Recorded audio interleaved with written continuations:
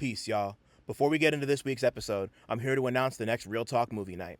Real Talk number 12 is happening on Saturday, July 25th at Loudmouth in Brooklyn, featuring very special guests Fatboy Sharif and child actor. We'll be screening David Lynch's 1977 directorial debut Eraserhead, followed by an interview and audience Q&A revolving around it and Sharif and child actor's great new album Crayola Circles, out now via the homies at Backwoodz Studioz.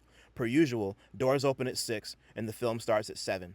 Tickets are $15 online via Posh at the link in the episode description, or you can pay me directly via Cash App, Zelle, Venmo, or Apple Pay if you know me like that, and $20 the day of at the door. Sharif and child actor will also have merch for sale, so please come ready to support the artists.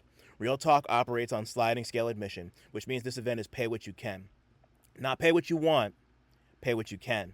I want these movie nights to be accessible to everyone, but don't be an asshole and please pay what you're able.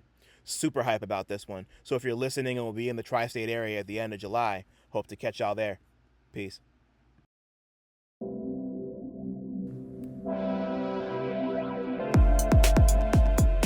Peace.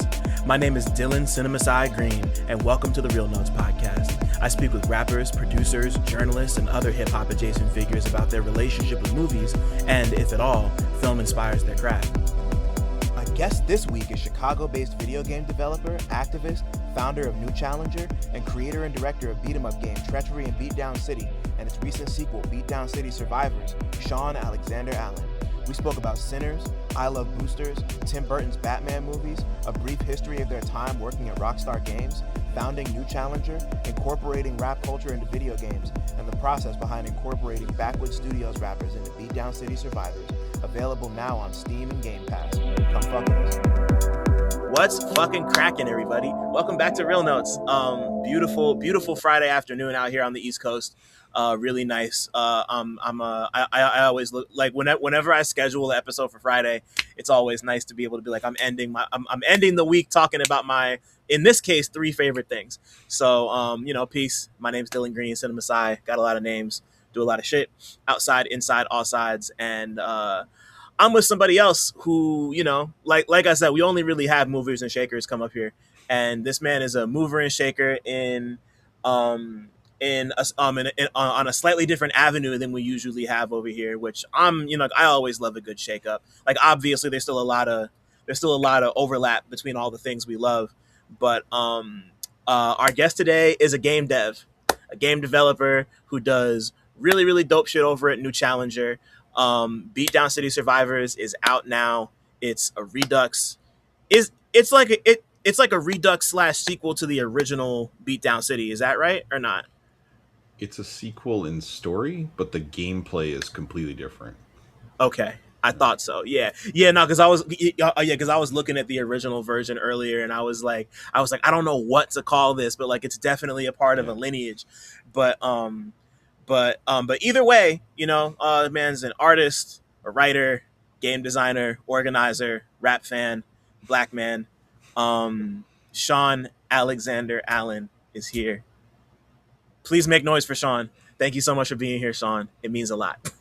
Yeah, no, thank you for having me here. I wouldn't usually correct, but I'm going by like non-binary these days. Felt. So yeah, it's still learning, and I don't take offense because I am a very mask presenting person. But yeah, that's making video games, working on games overlapping with that. It's just been a big passion. I used to work at Rockstar. I left Rockstar in 2012. That's a weird thing to say. After like 5 years. I didn't realize it had been that long. Yeah. Well, the joke is, like, back then we put out a lot of games.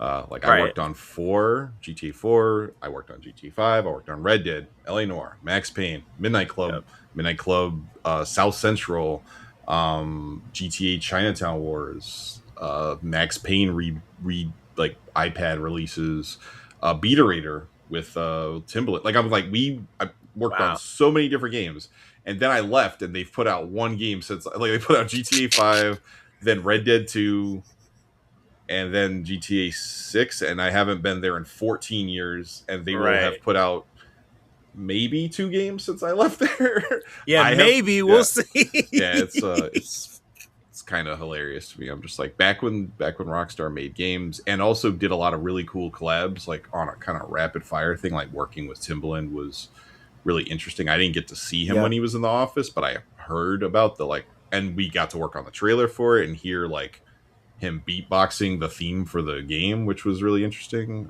That was like my department that recorded him. Funkmaster Flex walked into I was there when he came in to do, because he does a phone call with Busta Rhymes in GTA 4. Yep. And I saw him come in when they were going to record his side of the phone. Like he was actually going to call Busta Rhymes. They were going to record this whole thing, like a real phone call. So we got to see like a lot of really cool things. And yeah, it like really inspired me to, when I went off to do my own thing. A lot of things inspired me to like be like, let's try to bring like hip hop to games in a very like, I don't know, genuine way. Yeah, that shit's important to me, you know. Yeah, I mean, like so many of my early gaming experiences revolved around kind of like finding a lot of the music that I wound up loving, like through those games, like whether that be like the surface level stuff like NBA Street Volume 2, Def Jam Vendetta, fucking what was the other one that I just had in my head? I just lost it. I'm mad. Jet Set Radio Future, you know, the Mark Echo game, you know, Tony Hawk, whatever the fuck, you know, like that's like at that time specifically for me, I feel like I've talked about it a bunch on here, but like game soundtracks played such an important role in me finding music as a kid. And you know, just seeing people, and like I think about this all the time, just like on some interdisciplinary shit, just like about the idea of like seeing rap music being used or rap culture being portrayed in movies and in games. Like it's always something that's in the back of my mind, because I just, you know, like I'll hear certain needle drop music cues from other genres and like see how like deep and specific people get, like when it comes to eras, when it comes to other things. And I'm just like, people don't really do that for rap enough for my taste. You know, like we're not at a point where somebody could put, like, just to pick a random person, like a Black Chai song in like, yeah, you know, like you could really dig and get creative and get interesting with indie music when it comes to pretty much every other genre, but people don't really do the same for rap music. Like, and it doesn't even have to be like the certain stripe that we all fuck with. It could be anything. Like, I would love to hear like a goddamn Sa Baby song in any movie or TV show or video game ever. You know, like it's just, once again, just stuff I think about a lot. And but like we're gonna get into all of that. And I also wanted to acknowledge that I'm sorry about before, as somebody else who's also non-binary. That shit means a lot to me. So you know, you know, I wanna make sure everyone's properly represented here. So that's you know, I appreciate you letting me know. But I want to ask you the first question I ask everybody who comes on here, which is I might know the answer to this. We'll see if I'm right. But what was the last movie or TV show you watched that you had a strong opinion about? Yeah, I just watched Heated Rivalry. Oh wow, okay. And it was a I think I put it on, and then 3 a.m, I'm like 4 episodes in, I'm like, oh, okay. And then I'm waiting for this penultimate episode that I was told about, and then I watched that at 10 a.m, and I'm like, oh, cool. I'm just crying at 10:30, like, and I'm just, and it's actually kind of interesting because I mean, I don't know, as someone who was like grew up and raised like very cis, hetero, whatever. Yeah, I don't know if it would have affected me the same way as like, since like being like, I don't know, like going through my own coming out as like non-binary queer. Like you feel you're just like so happy for everybody involved. And then I'll just say, like, for movie, I rewatched Sinners again recently. And it was, again, I was like, oh yeah, this is the movie. Like this, if like everyone's got to watch that movie still. Like I keep watching it, being like, was it just that I saw it in IMAX that it hit me that far? And I'm like, no, it's truly, it's super interesting seeing these, I don't know, two sides of things that are, getting to, I don't know. But yeah, Sinners is like a forever movie. Man. Yeah. Yeah, I'm amped to watch it again, because I saw it I saw it 3 times last Mm. year. I saw it the first 2 times I went to the IMAX at Lincoln Square, like the Yeah, me too. biggest one in the country. It's Mm-hmm. and it's crazy because I saw it. I think both times where it was like at least 98% sold out, and I was Yep. sitting within the first 2 rows, Oh, and it was no. still one of the best movie experiences I ever had in my life. You know, it's like I saw it twice there, and then me and my lady watched it last 4th of July when it came on HBO Max. So I haven't watched it again since, and like I know I'm gonna like it, but like I'm just like I'm particularly excited because it's been like yeah, like I had exactly what you just said, where it's like I had my distance. It's been almost a full year since I watched it, and now I can finally like sit down and kind of let it hit me, hopefully like the first time. And even in that moment, like I once again it's come up a lot on here because it was it's like been like one of the movies of the last year, but like I had like I have things I really like about it, some things that I wish I liked more about it, but not very many. But like it's like watching it, it's impossible to deny that it is like the movie of the moment. Like it's a huge deal. It's gonna be this yeah, like I can imagine it being like I can imagine it being a benchmark for a whole new generation of filmmakers, just in terms of like inspiration and like like what Ryan Coogler's doing, and the cinematographer who won the Oscar. I can't remember her name, but she's super. I gotta look it up. I'm gonna her name is Autumn Arkapaw. Yeah. Shout out to her. She went stupid. Everybody on the movie went stupid. But wait, anyway, I just remembered, like, while you were talking, I was just like, oh, wait, I Love Boosters was the last movie I saw. That's what I thought. Yeah. That's what I thought you were gonna say. Yeah. That was actually like a weird, like, I'm upset because I was working. My programmer showed up late one day. He like disappeared for a whole day, and then he showed up late the next day, and I was like, all right, we got stuff to do. And I'm like, I haven't heard from you in a whole day. And, when you're getting close to release, you have to be very, like, every day a build is important. You got to test it, blah, blah. And that meant that I could not go into the city to go see Boots Riley talk about I Love Boosters in Chicago. And I'm so mad. Like, I met him years ago with Sorry to Bother You. And I'm like, I want to. Again, seeing this movie and seeing I Love Boosters, I was like, yo, this is just continuing the I like that Boots kind of went. A lot of people brought up rightfully that Tessa Thompson was a manic pixie dream girl in Sorry to Bother You. He disagreed with everybody, but I love that movie tremendously, and I think he was wrong about that point. But then he was like, you know what, I'm just gonna make a movie about women. And I'm like, that's the way to do it. Like, and yeah, that movie was very special. It was like he put it on Instagram. He was like, "Yo, T-Mobile has $5 tickets. Go see it." And I was like, I don't actually see a ton of movies these days in theaters. And I was like, but I got to see this movie like right now. And I went, and it's tremendous. Yeah. Yeah. You feel like you're watching human made art in a world that's anti-human made art, and even bits of the movie remind me of my own work. And it's interesting because I've looked at like the surrealism and stuff, like stuff with bodies and all these things that he's doing, and that has been a theme through Treachery In Beatdown City. That kind of Treachery In Beatdown City had a whole thing with like cloning and misinformation and stuff that kind of explains why we have these hordes of the same people. I'm weird in that if you have 100 of the same enemy in a video game at the same time, I'm going to have to explain to you why. Like if it's all a person with a name, then they've got to be clones. Like they can't just be, I don't know, like other video game people are like, oh, there's 100 of the same person. It doesn't matter. And I'm like, no, they all have their clones. They're bodies of some sort or whatever. But yeah, so watching that movie, I've just felt seen and excited, and it was nice to see. I think about his story. I think about Ryan Coogler's story. Yeah.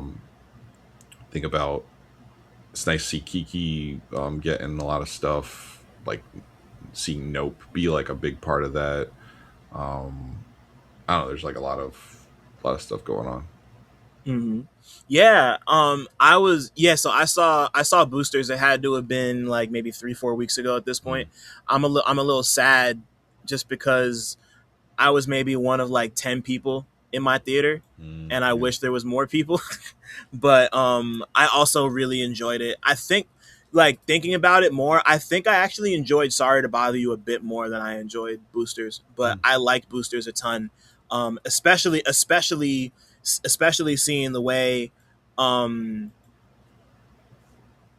my biggest issue with Boosters is the fact that he had so many other ideas he wanted to explore, mm, and he didn't there's less focus than there is in yeah. Sorry to Bother You. If like, at least to me, Sorry to Bother You felt like so much more focused on like Hmm. one or two central ideas, and then there's just like so many other things he wants to play with here, and he just doesn't have the time to really make it all like feel as impactful as it could. But the stuff that works really, really works. Like, I love the sci-fi component. I love the fact that he focused the movie on the boosters, and just like this group of women. Hmm. I love the clay work and the miniatures, like all Mm, this stuff at the end.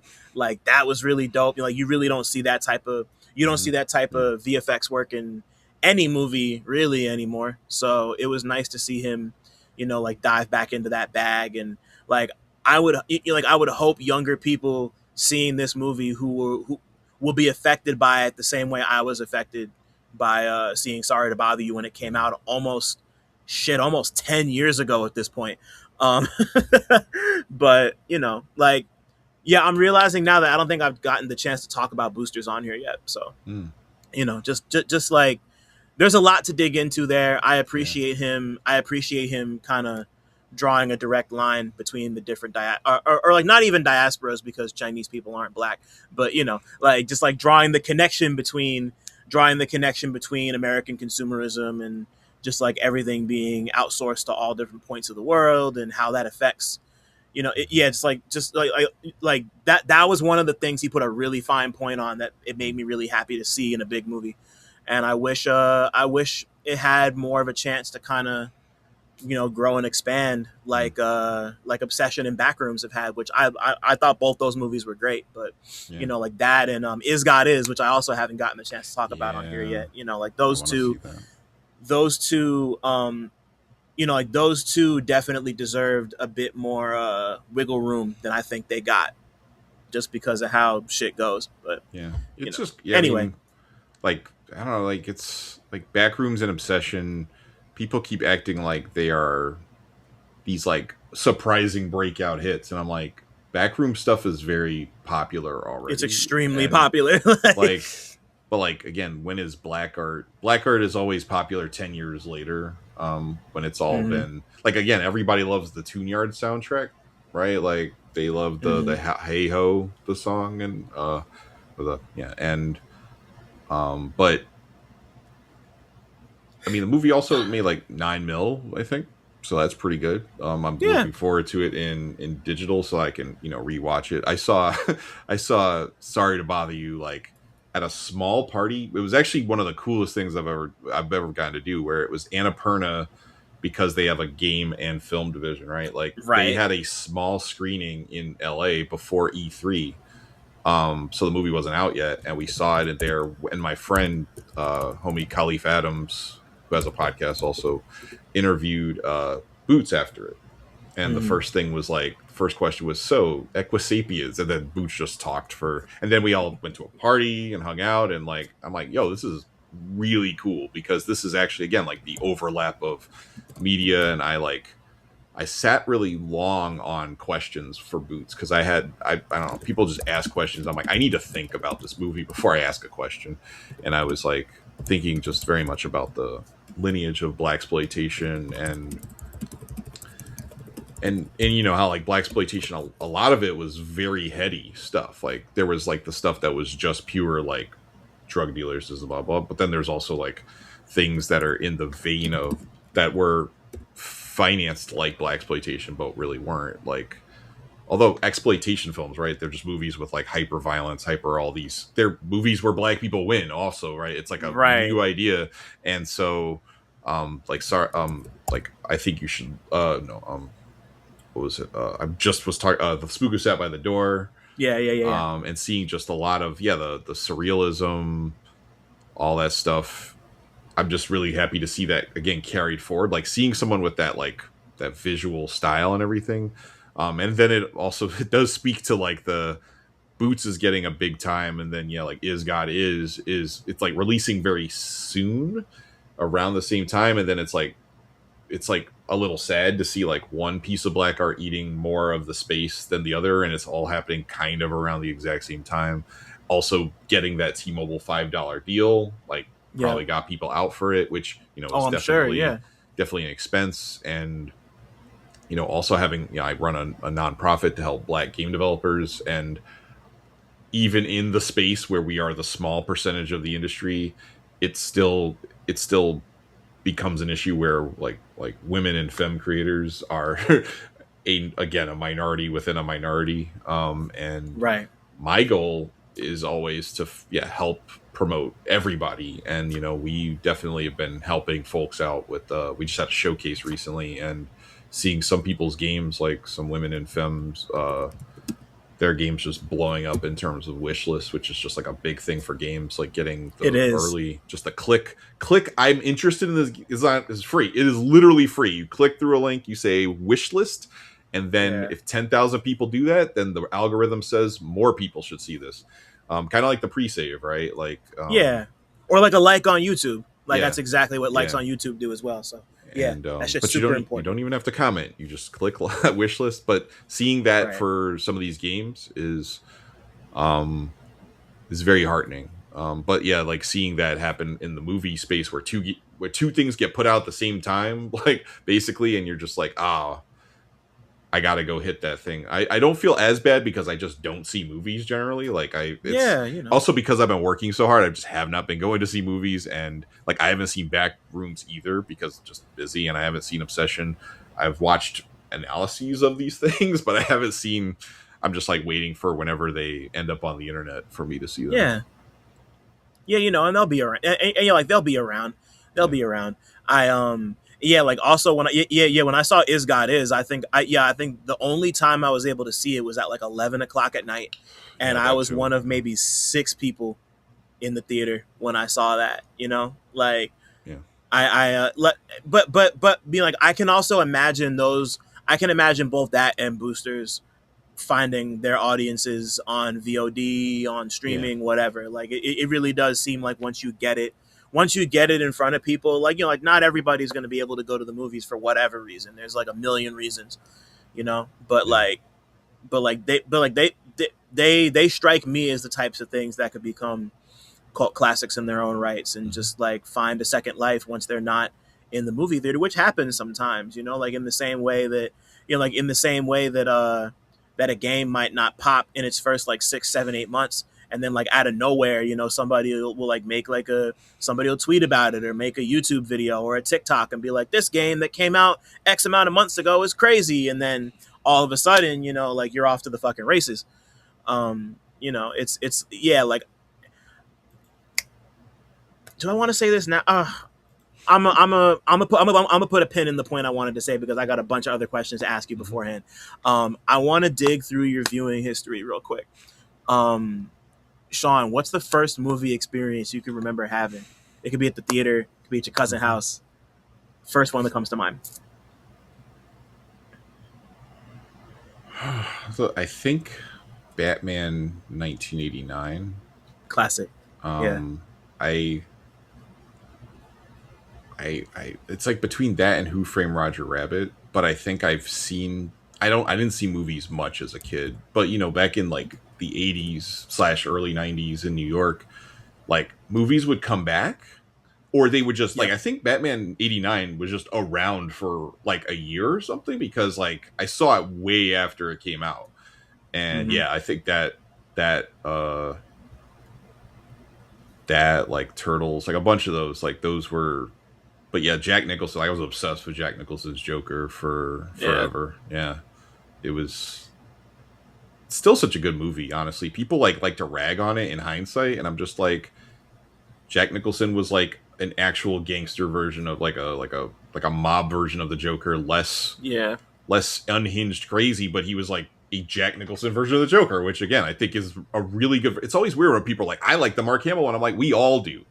Yeah, like you're not special. Like, shut up. but also, like, I mean, back in the day, we also had, which I didn't appreciate at the time, but like we had the TV show. We have all these different versions of Batman, and then we got like we have, I don't know, like Batman was just I have like the one where I have like the toy where like Michael Keaton could, like, it's got Michael Keaton's face, even though it was a cheap toy, which is very funny. It's got like a cheekbones and everything, and you could take the cowl off. I mean, like, I was obsessed with Batman because of that movie.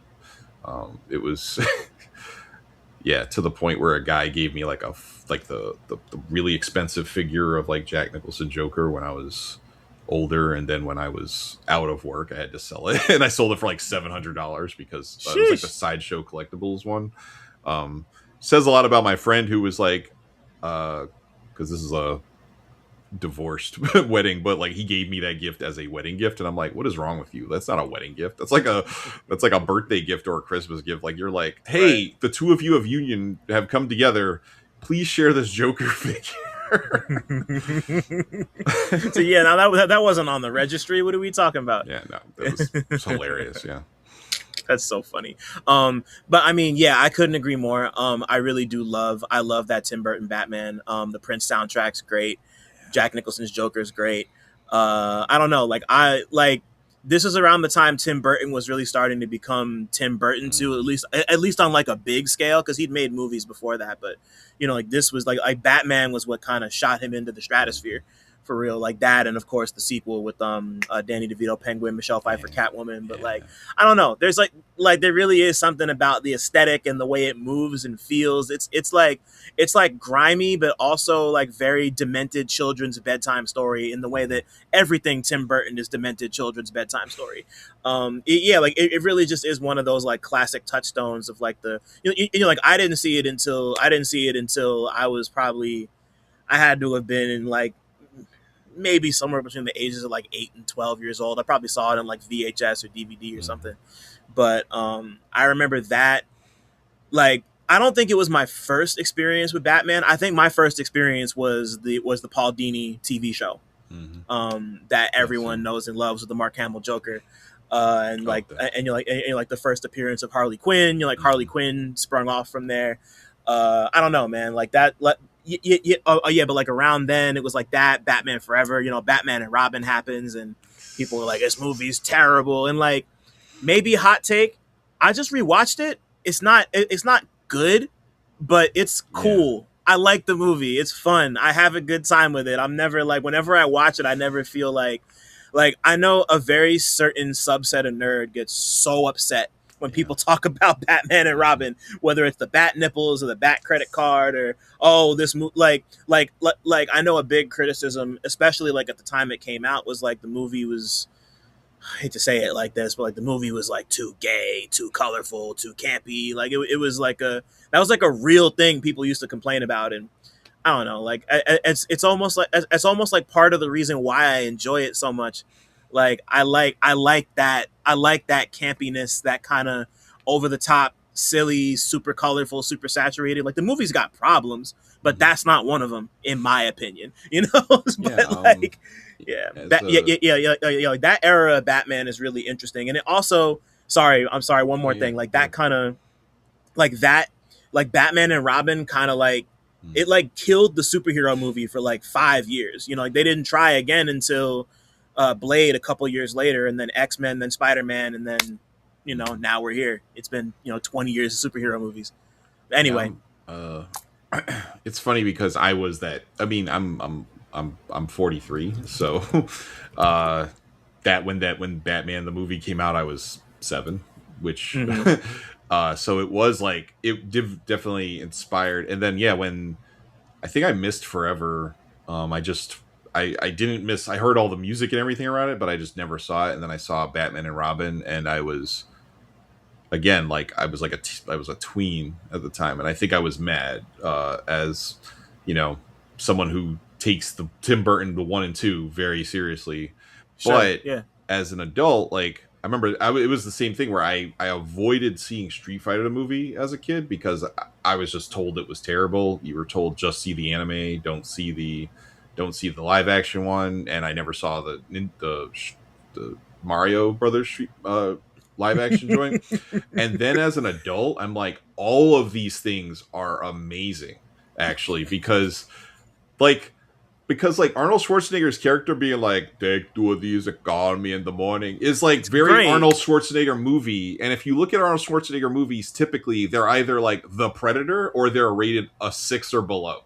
And it's Right. either you accept Arnold Schwarzenegger being in this movie and it's tremendous, or you don't. And then you're like, this is a bad movie. But when you watch these like Commando and all these other movies, you're like, these are again, because like they built up his canon of like one-liners, right? Like he's like, when they're like, when I said I would kill you last, I lied. And then I lied shows up in other movies later. So there's the cinematic universe, the Arnold cinematic universe, where he is just Arnold Schwarzenegger and everything. He's an American man in all these movies with this heavy. He's like a normal dude who's not. People are surprised when he breaks their hands because he's a bodybuilder, but they're like, oh, you're just a regular Joe Schmo centrist who has to then become a far left, in Total Recall and all. He always has to do this. He's always like a guy who's like, I don't want to deal with politics. Yeah.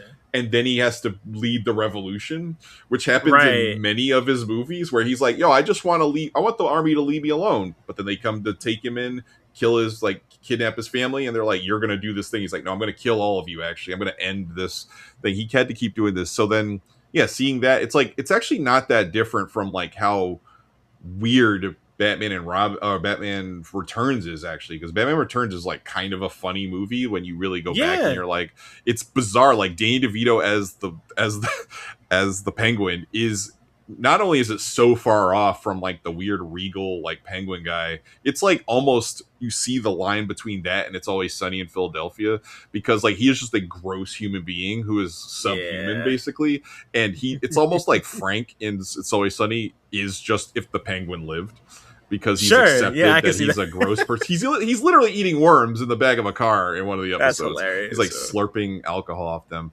So yeah, just I don't know. It's like Mario is a weird noir movie, right? Like that's where Big Bertha's just a big black woman dressed in all leather, and you're like, yeah, sure, man. Who gives a shit? Like Jean-Claude Van Damme is again a French man who is an American man who is high on coke the whole time. And you're like, if you just accept these things as these weird ass art house with Raul Julia in it performing the hell out of the movie, you're like, no, it's actually fun as shit. Like, and if you want something super serious that somehow is linked to all this other stuff, it's like, I mean, the one thing I'll say is like games kind of don't really get that. I actually don't think games deserve as much respect as I think game people do. That's why I like Mario. That's why I like the Street Fighter, because in hindsight, I'm like, this is 100% correct. Like this weird train wreck of a movie is what I honestly think in hindsight, because they get really too serious. They're like, Akuma came from the depths of someone's soul, and I'm like, as a kid I was like, yo, this is really interesting, and as an adult I'm like, none of this makes any sense. This is for 8-year-olds. Like I don't need this story to make any sense to me. I just want to play a good competitive fighting game. That's I've left all of that behind. The lore, I don't no longer collect the comics because I'm like, we're good. Yeah, I feel it, you know, like with the Mario movie in particular. That movie's really fun to me because, like, once again, not like a good movie, but like the reinvention is so drastic. Yeah. Like it really is just night and day compared to the games. Like the Goombas don't look like Goombas. They're these like huge bruisers with tiny fucking heads. Yep. They give Dennis Hopper a super scope, and he's just got spiky hair and he's got a super scope. And I'm like, all right, like this is dumb as hell. Like let's go, you know? Like it's not really something I'm taking super duper seriously. And like you compare that to like, I'm somebody like, I haven't seen the second Mario movie that came out earlier this year, but I saw the first one. It was cool. I had a good time with it. Like, you know, like as like a game accurate type thing, like, you know, like got Donkey Kong, they do Mario Kart. It really is just like, boom, cool. It looks great. I had a good time with it. Peaches, peaches, peaches, whatever, you know. But like I don't really know that there's like I'm not the type of person who's gonna judge. They're both fine doing what they do. You know, like I don't really think that one version deserves to exist over the other. Like they're both, I don't know, like they're there, and like it just kind of is what it is. And like you look at like the Street Fighter movie, like you compare like the Jean-Claude Raul Julian one to the what Street Fighter the Legend of Chun-Li. Like, are you gonna tell me Street Fighter do you even remember Street Fighter the Legend of Chun-Li? I avoided that, like, because I don't even think that has like fun parts to it. I think it's just it doesn't. It's just a bad movie. It's bad. Like it's I would argue that the like to me like a movie's bad more so for being boring than it is being bad, if that makes sense. Because like something being like over the top horrible, like that's at least interesting, that's at least like a reaction. But like if something's boring and doesn't really speak to you, it's like, what am I supposed to do with that? And like that's how I feel about Chun-Li. I'm hoping that's not how I feel. I'm sorry. I was just gonna say that's what I feel about, like, I don't think Illumination makes good movies. Like, the first Mario movie, I like just stopped when they were like, we're gonna build out the family lore, and I was just like, again, I'm good. Like, again, as someone who was a child who like traced all this, I think I would have loved this as a child. But again, it's like filling in gaps you don't need. Like the game's already had all these weird things that I'm just like, that's why I like the live action one, because I'm like, this is you made a game about, like, again, where in the book it says that the mushroom people were turned into bricks. My fault. Sorry to interrupt, but I just wanted to shout out the Real Notes Patreon one time. For as little as $5 a month, you get exclusive goodies like video of every interview, 2-day early access to every interview, an invite to the Real Notes Discord server, exclusive access to the Real Talk Movie Night archive, and early pre-sale links for all live events. If you want to give a little more, you get other exclusives like retro 60-second movie reviews and monthly 90-minute workshops with me, where we can discuss whatever creative questions or projects you might have going on. Head over to patreon.com/realnotes. That's REELNOTES to join right now.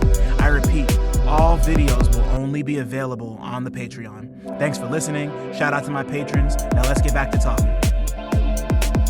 So every time you break a brick, you are murdering a mushroom person. Like, it is this weird dark lore. They put like 5 sentences in the book, and it's the most upsetting thing possible.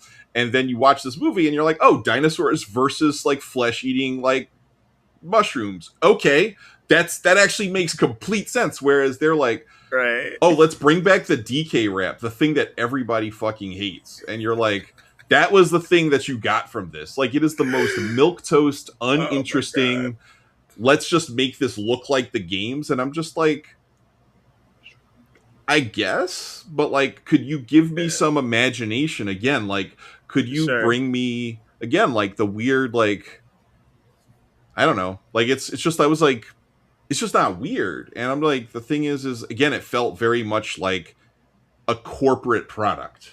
Yeah. And I'm like, I'm sure it's fine, but I'm like, they also didn't they make the Minions? They made Despicable Me. Like, these are bad movies that like I stopped dating someone because she was like, I really love the Minions, and I was like, I'm good.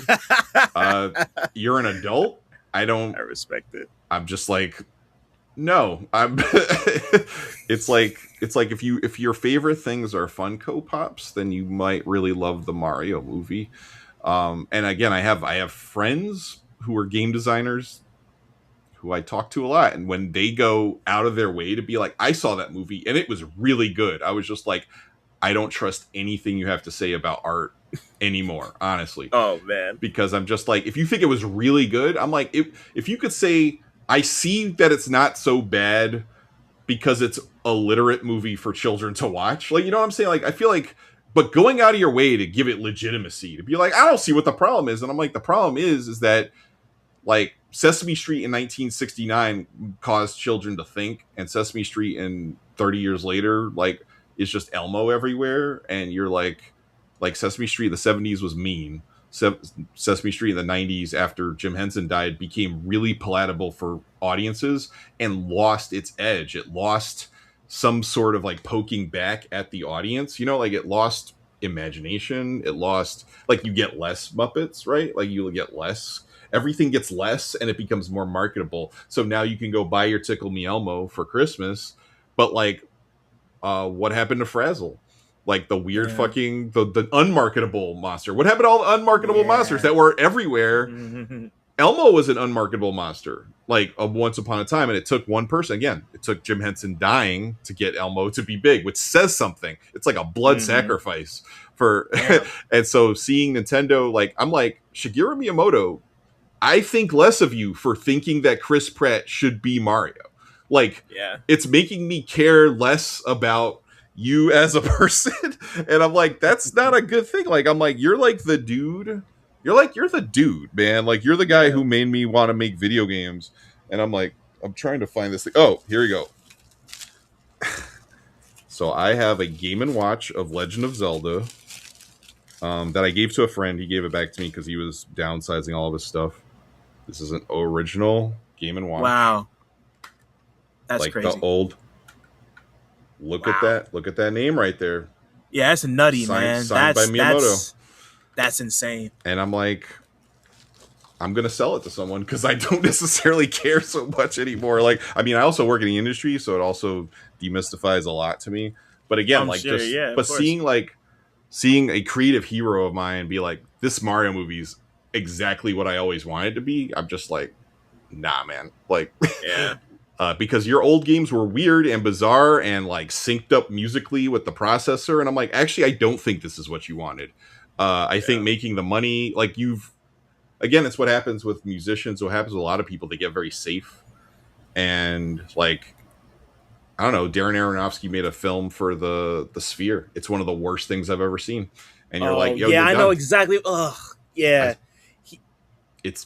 Like you see like these people who are edgy and have interesting ideas once upon a time, and then when they get that chance to make the worst thing ever that's a commercial success, they're like, sure, and you're just like, all right, man, because shot to the heart. Yeah, I'm like, the next thing Miyamoto is going to be like, yo, I'm pondering AI for game development. You're like, oh wait, no, you're done. Oh, don't say that, man. I'm like, again, I'm sitting here with this right here, like, I have a Switch 2. I love this game to death, and I'm like, again, this game is more interesting than the movies that they've been making because it tells a weird story. Like, I don't know why Paulina is a child in it, and I don't know. But then also, it's like, it's the expression, right? That's what I'm saying. Like, I don't think game designers should be making movies because, like, I don't think they should have a lot of understanding unless your skill, your whole life has been storytelling.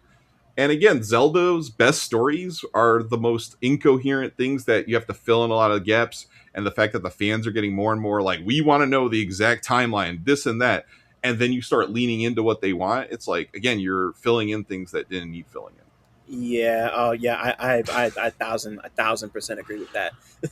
Yeah. No, like some things, like some things don't always need to be explained, and it's not like it needs to be there doesn't necessarily need to be that there. And like half the appeal of stuff like that is kind of filling it in for yourself and, for lack of a better word, like personalizing it, like that's what makes me enjoy a lot of the music, and a lot of the music and film that I enjoy doesn't necessarily just come out and tell you exactly what it is. Like you listen to it and you form your own relationship with it. And that's, and games too, like that's, like those three things are like, there's so like, there's obviously a lot of communal aspects to both of those, to all three of those things, but like they're also very personal and intimate, and like we all have our own relationship with them. And like as somebody who loves video games but doesn't get to play them nearly as much as I used to, like I'll either find myself revisiting old ones or picking up the handful of new ones I get the chance to do. Like I'm playing Hades 2 right now,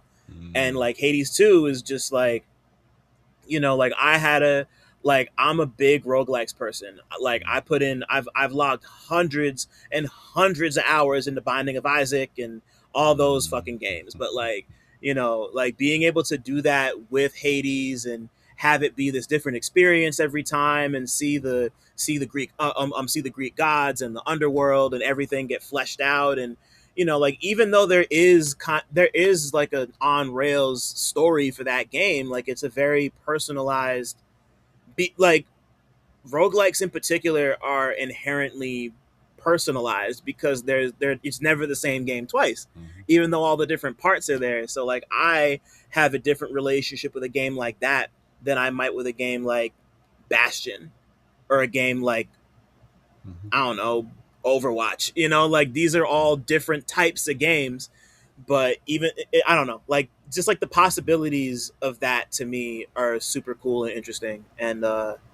you know, like yeah, yeah, you know, like that's like that personalization is part of what makes it a communal experience, because then you Mhm. bring that to other people and you bounce off it, and that's how, you know, shit like this happens.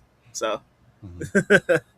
um so as you get older and you start to have more experiences and just kind of like become your own person, I like to think of this next one as like a capital M movie, one that really kind of stopped you in your tracks Mm. and really touched you in an emotional, artistic, or spiritual way, like the earliest one of those you could think of. Uh, uh, a movie that had like a huge impact on me was The Mask, Mm-hmm. because again, didn't have money ever, and then one day I had this weird setup where I had a psychiatrist like wanting me to take Prozac and Ritalin, and she offered me $40 a month to do so for. And I'm like, oh shit, I got money in my pocket for the first time. And I remember when The Mask came out, I was like, I just kept seeing the movie. I again, it was like I mean, we think about superhero movies, and I'm like, that's a superhero movie, right? The Yo, Mask yeah. is a comic book character. He was a lot more homicidal in the comics, but like Mm-hmm. the fact that it was, I don't know, I was always like an alt kid. I was actually like maybe too ahead of people. um, I learned this as an adult because as a child, like I didn't have money, so like I had thrift store Nikes and whatever. And I remember one time I found a pair of Sergio Tacchini like high tops at a store, that like discount store, yeah, but they were really cool. They were like turquoise and white. They would look poppin'. And go to school, everybody's like, the fuck is this brand, Sergio Tacchini, whatever? And I'm like, this is like right before Juicy Pop, right? And like Biggie's wearing Sergio Tacchini and all his shit. It took me Right. until an adult to realize that I'm like, wait, I was ahead of y'all. Yeah, So you have, especially yeah. in elementary school, I was also just very poor. It was before my mom got on SSI, so we had a little bit of money, and I could actually buy clothes that weren't just thrifted. And like, I don't know, the mask had a very like you're more than like what the world tells you you are. And it also is this power fantasy of what if you could mess up everybody who just messes with you on a day-to-day basis and treats you like Yeah. nothing.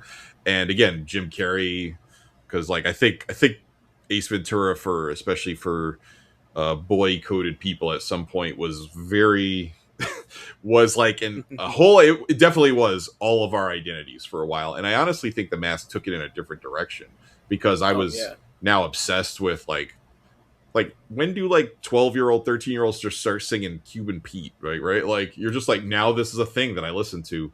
um I don't know, like movies were weird because they kind of were very ephemeral, right? Like I have a lot of weird little touchstones. Like I remember seeing Midnight Cowboy with my mom when I was 14, and that affected me greatly. It's the first time I ever went to Katz's, so that was like an interesting. I'm Mm. 14 with my mom seeing like what was an X-rated movie once upon a time. Uh, it's like there's like these very specific points of these movies. It wasn't even like a movie. I think the movie that definitely again rewired me again and maybe even got me into film like more as an adult was Lock, Stock, and Two Smoking Barrels, because I saw Classic. that in the theater. Again, I was in high school and it was actually in the theaters. I went on a date with my high school girlfriend. It was like one of our first dates. And yeah, like and then I ended up working on trailers at Rockstar later, and I'm like, I feel like a big part of that, like understanding cinema and stuff, was part of it was me being obsessed with comic books as a kid, and but then the other part was I kept falling in love with various things like Kill Bill, Terminator, all these things or whatever. But I think Lock, Stock, I think it just rewired my brain. I'm always to this day where I'm just like, the fact that Guy Ritchie made a movie, sure, it's mostly dudes, but also like one of the only women in Lock, Stock is actually a very strong person who like just kicks a dude out of a game because he's being a piece of shit. And she basically tells them all, "Don't fuck with me, or I will fuck you up." And they're all scared of her. And I'm like, again, like there's black people in the movie, and they're not like, no one drops the N word for no reason. You know, there's no fun little cinematographer who likes to say the hard R N word in movies. I always say, I think Guy Ritchie out Tarantino in a lot of ways. Like he did slow motion. He did maybe better music drops, just because like they're also weirder, like having Angel like with Massive Attack and stuff. Like again, these are like with Snatch and whatever, like again those movies building, like Revolver is a weird movie. Like it put me in this whole different like timeline of film where I was always like, have you seen this movie, have you seen that movie? I feel like Sherlock Holmes, those movies have a lot of overlap with Treachery in Beatdown City, and the idea, like my old game, and the idea of like planning out your moves and then executing them. It actually like gave me a way to explain it to people, even though I was watching this movie after I had already designed this thing. I now could talk about it, be like, oh, have you seen Sherlock Holmes? Like the part where he thinks it's like you're building your combo, you press the button and then you watch it happen, and it's like, oh, that's cool. I mean, there's definitely a lot of things. I don't know. I think about like seeing Malcolm X like the first time, because that was the other thing. Like reading his book, like the autobiography, and then watching the movie. Like those are two of the most empowering and sad things on the planet. Like I remember reading his autobiography, riding the L train, and like crying because the book was ending, and I knew he was going to die. You know, even though he is dead. Like, and then watching the movie and being like, wow. Powerful. Spook Who Sat by the Door. I think that's a movie I tell everybody. I was talking about it earlier with one of my homies in the nonprofit. I was like, I want to turn that movie into a game, because I think we need a movie where you're a black person using CIA tactics to overthrow the government. You know, I can't tell you how many people I've recommended either watch or read Spook Who Sat by the Door. Super important work. Super important work. And just like I love this idea of like film is shorthand, because like film is shorthand, you know. Like I think, because like I think about this a lot. I'm the type of person, like I read as often as I can. Like I'm a writer, of course. I would hope that I read, but I, at this point in my life, I tend to treat movies like other people treat books. You know, like people have book clubs. They like, like they have like certain goals they want to hit within the year. Like I want to read X amount of books. You know, like I treat movies like books, in the sense that like I watch them and absorb them and discuss them with people, with myself, and like they help me process the world in the way that I think that does for a lot of people with books. So you know, I'm always really attracted to the idea of being able to like with the Sherlock Holmes thing. It's a perfect example of just like, you know, like explaining an abstract concept to somebody through a movie. Like, oh, have you seen this movie? Have you seen this thing that happens to this person, or this like weird gimmick or whatever? Like that's, you know, like that's a way to help us not even just process the thing we're doing in the moment, but it's like it gives you context to the world, you know. Like that's, you can't really and yeah, like that's for all art, you know. Like all art is capable of doing that, but you know, like everybody has their like one or two that really connect with them, and like that one, you know, like movies really do that for me. They always have, and I imagine they always will. So you know, just like whether you know, like whether you're explaining something to somebody with the Sherlock Holmes gimmick, or you know, like having this moment where everything happening with Malcolm X is just like descending upon you all at one time. Because like I also had that exact experience where I read the autobiography in high school, and then I watched the movie not too long after that, and like, you know, like how could you not just feel so many emotions just taking his whole story in, yeah, I that got to shit's see it. important. I got to see it at Metrograph, which was nice because I got to Wow, see it in the theater. that's fire. Oh yeah, I think about there's so many, like one of my favorite moments was seeing the RZA like introduce and then have an interview with about Five Elements Ninja after. Wow. Honestly, Metrograph has like like that also rewired my brain regarding just having those experiences. I don't know, there's so many interesting things. Like in Brooklyn they have like little cinema, right, where you could watch Yeah. the movie while they sing and dance the stuff out. I don't know, like film. It's funny. A lot of people are like, yo, what are you playing? And I'm just kind of like, I watch a lot of movie and TV. I listen to a lot of music. I play way less games, and that surprises people. And I'm like, I gain more from a lot of this stuff, and it helps clarify what I'm doing in a lot of ways. Also, I think it's funny because the Spook is Out by the Door is on my shelf right there. Yeah, Like, fire. I forgot about that. I'm like, that's like my movie area where I think Wild Style and a bunch of stuff is on there. Wild Style was also like elucidating. Foundational. Yeah. Yeah. Like, but yeah, that's a great point about that's like, yeah, like that's just a great point about all these different types of media, consuming all these other different types of media that inspire you to create the one thing that you're like actually making on a regular basis. Like, yeah, like all these things are in conversation, like music, literature, film, games, they're all in conversation with each other, and they're all pulling influence from each other all the time.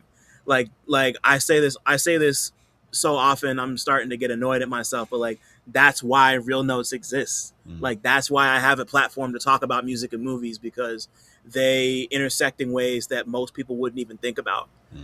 But that I, like not to sound like I'm ahead of people, but like, like I think about this stuff constantly. Like this is like my pet project. So like it's always worth zooming in on it. And since we're here, I want to do the same thing with music for you. Like, when did music become capital M music for you? Oh yeah, that's interesting. The one thing I was going to say is I think Scorsese agrees with you, because when you see Mean Streets, which is also a very important movie to me, Great that movie. has some of the best needle drops in it, and that was like De Niro's second film or first film, something like that. Yeah. It's like he was like jumping Jack Flash while you're walking in the bar, and you're like, okay. Let me see. I didn't have like Bad was my first like non-Disney music cassette that I ever owned, and it was like a Memorex tape that my mom bought from a place that was missing the last song on it that I did not know Oh about. shit. Like the Why Can't You Just Leave Me Alone or whatever, like that. I did not hear that song until I was in my 20s, because I was like, what's that song? Like I never Wow. So that album was very important to me. Like Bad, yeah, I don't know. I love that album tremendously. And then as I got older, I remember like having certain things like kind of forced on me, because again, I'm older. Like I had a 2XL, like the little robot where you could put like a cassette in and it would like tell you stories or whatever, when I was like 12. And I think I owned like the Lion King soundtrack. And then a friend, like, I didn't know you could just like put any cassette in this thing. So I come back from using the bathroom in my house, and my friend is like playing 36 chambers through my 2XL. Because again, like I had friends who were really tapped into this shit when we were like 11 or 12 or whatever. And it was a little too rough for me at that point in my life. But then I think I got Fuji's The Score and Gangsta's Paradise for like $3 each, both bootleg cassettes. And I think Fuji's The Score is still one of my favorite albums of all time. Like I listen to it all the time. I reference it all the time. It was very funny in middle school, elementary, like high school. This is a Chinese restaurant. It was also very interesting that like the guys being jerks like lose, instead of it being like, we're gonna be shitty to this Chinese person and then beat them up and win or something. They were like, no, we're gonna lose. I love when Lauryn Hill talks about how two MCs can't occupy the same space at the same time. It's the against the laws of physics. And then she rhymes with like Eurythmics rap rejects. I'm like, man, this is just. But I think about that. I'm like, you're doing like science, which is like very proto, like me being obsessed with dots and lines with Lupe Fiasco. Word. Great song. Yeah, and so it's very weird because I kind of kept coming and going. Like I was really into alternative and like new metal. Korn was very important to that. And then there was like a part where like Fear Factory started really eating the space in the room. I liked a lot of the other groups they would get, like these. Like I remember seeing Placebo open for Stained because like in New York they had K-Rock and it was a 92-cent ticket to see a lot of these bands. So I saw Linkin Park and Disturbed for $1. I saw Afro Man and Andrew WK. Great show. So many people are angry at both groups, and I was like, Afro Man, you're hilarious. Like, but yeah, like I think a lot of those shows really kind of influenced just where my tastes were going because it's like, oh, I spent $1, I can see this. I saw System of a Down live for the cost of Toxicity. If you bought it at Tower Records, you got in for free to their album release show at Irving Plaza. Yeah. And I was like, and that was when I learned that black people, like, I like not just myself, love System of a Down. Like they were falling to their knees during Chop Suey, and I'm like, okay, like, and I'm like kind of internalizing these things, not really thinking about it, like that the overlap of anime and like System of a Down would be like a thing going forward, and like Linkin Park and stuff in perpetuity.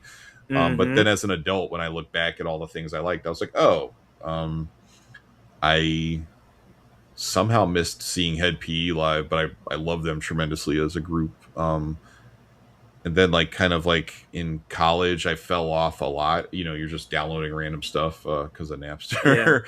Yeah. Napster and Pirate Bay and LimeWire, FrostWire, you name it. And then I started to return when Spotify became a thing. Because a friend had put some tracks on a mixtape for me for my job at Rockstar when I got that job, and it's just like 5 years later, and I start listening to Dead Prez, like Let's Get Free, and Saul Williams Self-Titled, and I think those albums elevated me into a human, like a real person who like seeked edge. Like I was a smart kid, I was always questioning, but like those albums just were like. It's like a Black Studies course, right? Like you listen to those two albums and you're just like the fact that Dead Prez goes from like eating healthy, telling everyone that if they're black, they're African, and like all this stuff, like literally, and talking about the people that have been assassinated for all the points that they are making right now.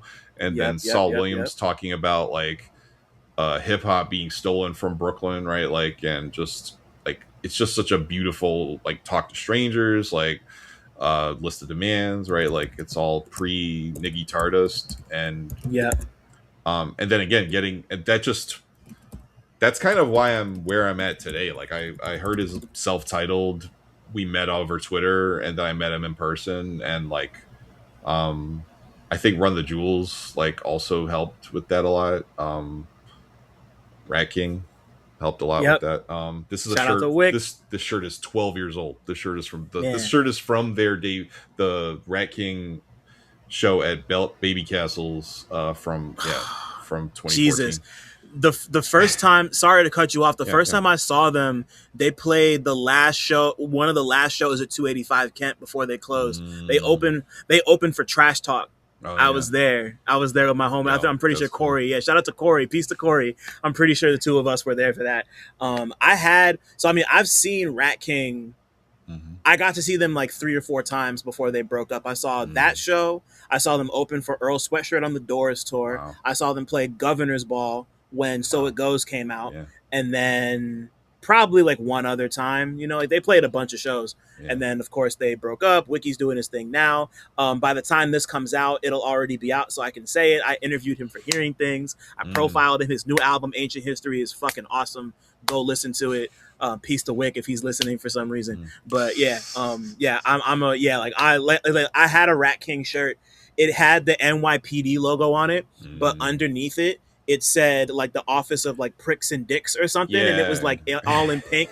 Like the shirt doesn't fit me anymore, but like I told myself for years I had wanted to like go get a denim jacket and cut the front out and like make it a patch on the back. It was the hardest shit on planet Earth, you know, like and like people don't, if you weren't, I'm at a point now where I can say if you weren't there to like see, I don't know, man, like Rat King cracked so much shit open. Mm-hmm. Like I can't explain just how influential those 3 Rat King records are, and just like how incredible they are and how much they played a role in redefining like what the indie underground alt hip hop scene in New York is now. Like that album's 10 years old, and it's like, and I see bits and pieces of it everywhere, you know, like it's like, you know, like I can't imagine being somebody like Wiki or Sporting Life or Hawk and like just like seeing you in everything, you know, it's kind of nuts to me.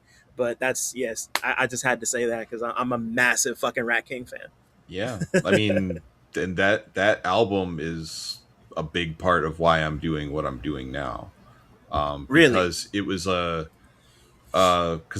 I don't know if you knew Baby Castles at all. I knew of it. I don't know that I ever got to go to Baby Castles. Yeah, that like, might have been like just before my time. Yeah, they used to exist in Brooklyn, and then they moved to Manhattan on 14th Street, and they're, I think, closed since. But it was an art and games space, like, so they were always bringing art and games together. And so for the So It Goes record release party, they asked for like, they wanted urban games. So my game, Treachery In Beatdown. So if you go to Nobels, there's an article about this whole thing. Shout out to Mono and Nobels. Yeah, where they changed the whole, they made this whole graffiti landscape for the concert that I didn't actually get into because it was so packed. I almost didn't get in the building. Like I had to be like, I have something on exhibit upstairs. Like someone has to come and let me in here because it was at capacity 100%, and someone came in down and got me. But like in that article, my game is there. It's an arcade cabinet. And so that was like one of the things where it was like, that was the first time there was like a bit of a marriage there where it was like, oh, my game is relevant to this thing. Oh, that's cool. That's the dope. record label, like I think I'll pay like $400 to have my game on display, and to be like, oh, this retrospective on this wild time, right? Like where people are just obsessed and whatever, and to just be able to be like, oh yeah, I was a part of that. Like that's pretty cool. Yeah, that's history. Yeah, you know. Yeah, that's history. That's crazy. I didn't know that. That's wild. I'm gonna have to go. I'm gonna have to go find the article because you're not Nobels, that's family. So yeah, my friend did all the photography that's in the thing because she's like, she does a lot of games industry photography. I haven't seen her in a long time, but the last time I saw her was at the PopCon Presents like 25-year anniversary where she was.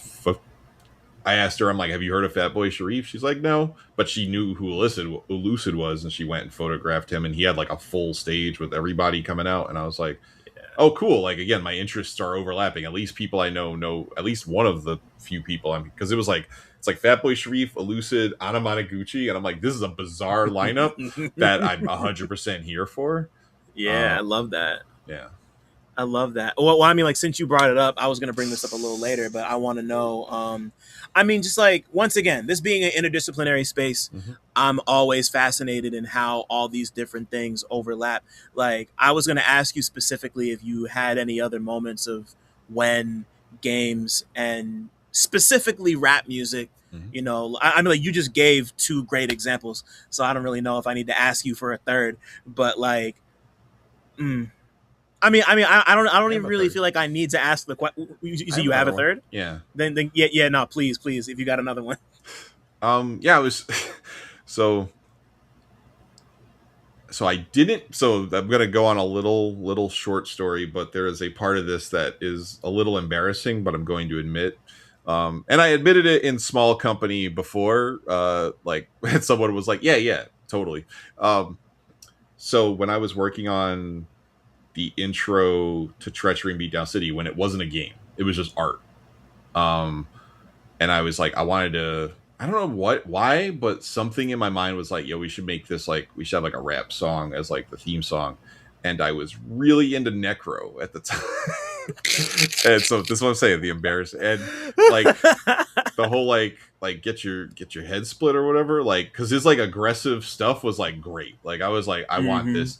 The beat never really, and I actually kind of we ended up doing kind of a chiptune riff, not really a riff, but like the initial inspiration was like a slowed down version of Escape from New York's theme. Again, theme movies coming back in, and how Escape from New York's been a big inspiration for what I do. Then, okay, kind of put this on a plate, like put this on hold. And then years later, a friend of mine is working on this fighting game. My friend NuChallenger, who's a producer, does hip hop, does like a lot of kind of like drum and bass style, like, you know, Jet Set Radio style. Like actually has a album called Sounds of Tokyoto that like sells out regularly on vinyl. NuChallenger just had a sold out show in Chicago after not having a show in 8 years. Does like raps, like the number 2 and then Mellow. And so I got it right here. And I saw NuChallenger there was a Kickstarter for a game. I think River City Handsome with Mega Ran. I had heard this song and I was like thinking, oh, what do we do? And then NuChallenger was on this fighting game, and then there was a stretch goal. And by this point, I had kind of weaseled my way into being friends with Open Mike Eagle. And it's funny because I've heard him tell stories where he has done the same thing, so I don't feel as bad, where you just keep showing up and you're like, we're going to be friends. Yeah, that's how it goes. Like just being around, bro. Yeah, like it was years of being like, and then one day he was being like, yo, you want to go drink back in the green room? I'm like, yo, awesome. This is great. Like I'm finally, I saw him open for Doomtree once back in 2015. That venue doesn't exist, the Highline Ballroom. And it's called Racket now. Okay. But yeah, I fell in love with him as a person. Like it was, again, this is actually a weird link because Vernon Reid was there, like of Living Color.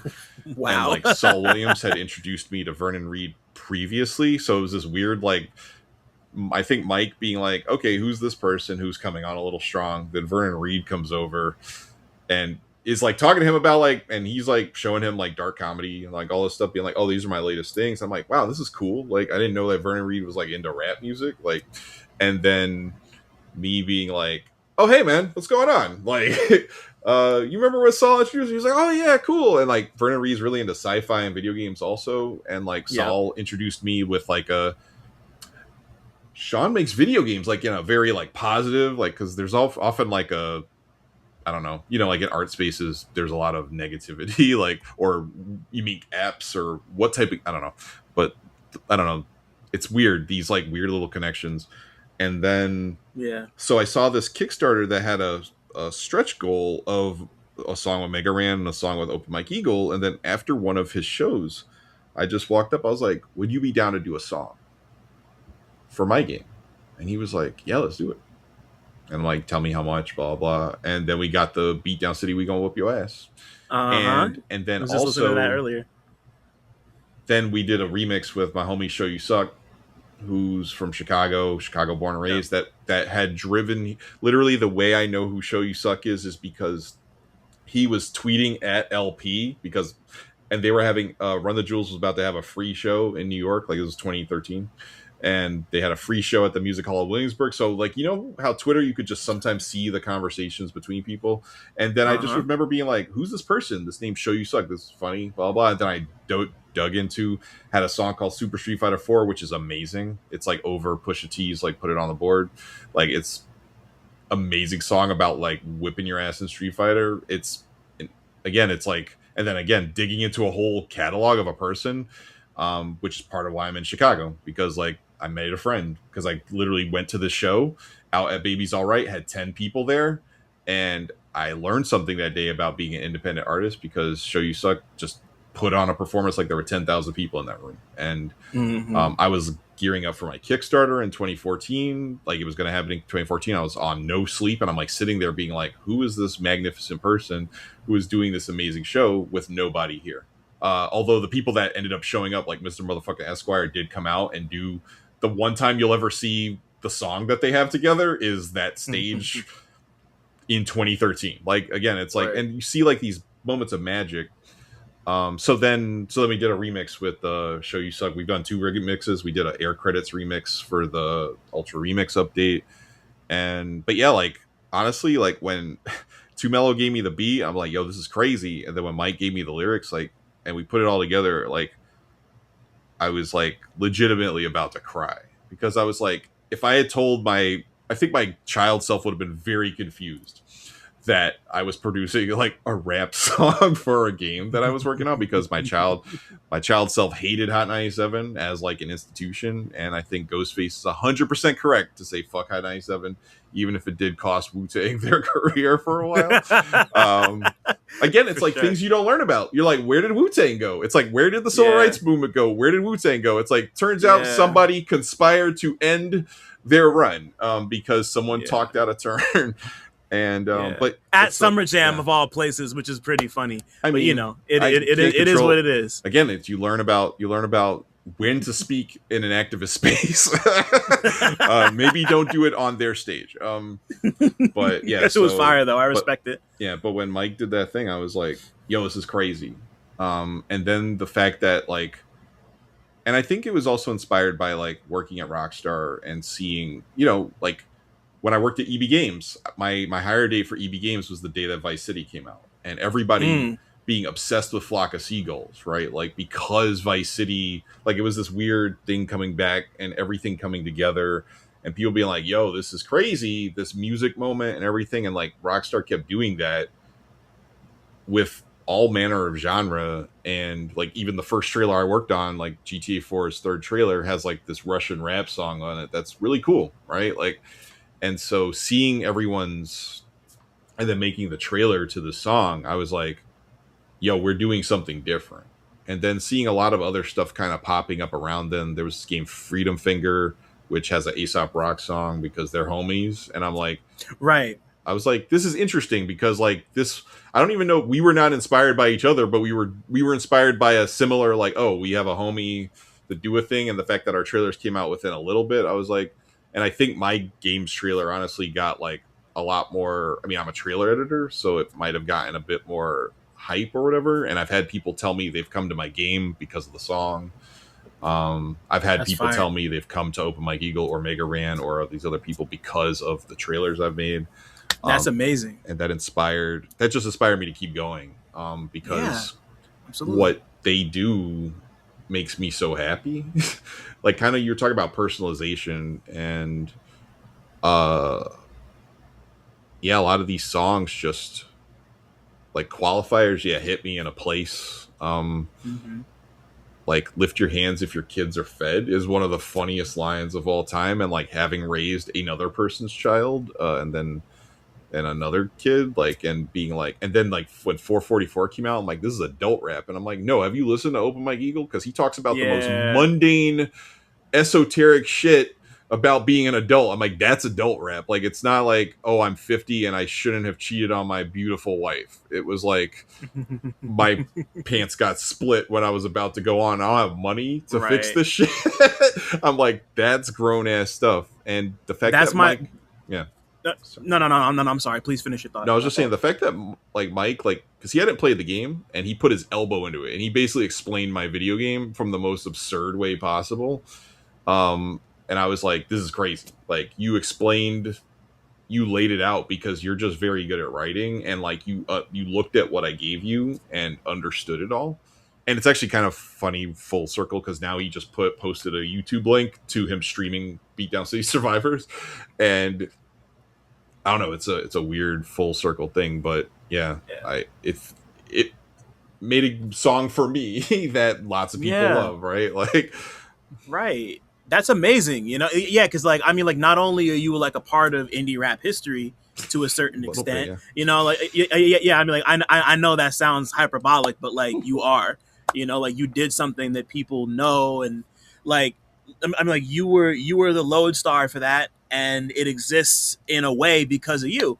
But like at the same time, it's just this I don't know, just once again, just like these are like magic moments that if you're like really paying attention to what happens, like you're there to see it and it's like, oh, like this is why this exists, or like this is why these two things just make sense together. And like that's part of the reason why I think this thing we're all a part of is so magic, because if you're in it, chances are you're not like a fair weather. Like you're here because you really give a shit. Like you're here because you know, you're here because you know who Doomtree is. You're here because you're willing to see, or you know, like you're here because you remember the time that Esquire, and you said shows you suck. That was the it was the two of them. You said right? Yeah. Okay, yeah, and yeah, you know, like the two of them doing a song that they have together for the first and probably only time on a stage. Like you're here because you remember that, you know. Like I can't tell you how many of those memories I have that I've established over the course of the last like 10, 15 years, you know. And like and yeah, like it can feel kind of isolating at first, because people, you know, like you were talking earlier about like being a little too ahead, and like that's the price. That's the price of being too ahead of the ball sometimes, is that people, you know, you're so far ahead, people just don't see the vision. And then, you know, the right person comes along and does what you were doing 2-3 months ago, and it's like, oh, I get it now. And, you know, like it's, you know, you had mentioned Lupe before. Like Lupe is somebody who did that for me. Like, I mean, like the obvious example is like Gold Watch. You know, like all the stuff he's talking about on that song, people weren't fucking with that shit before he mentioned it in the song. And you could even go as far back as crazy.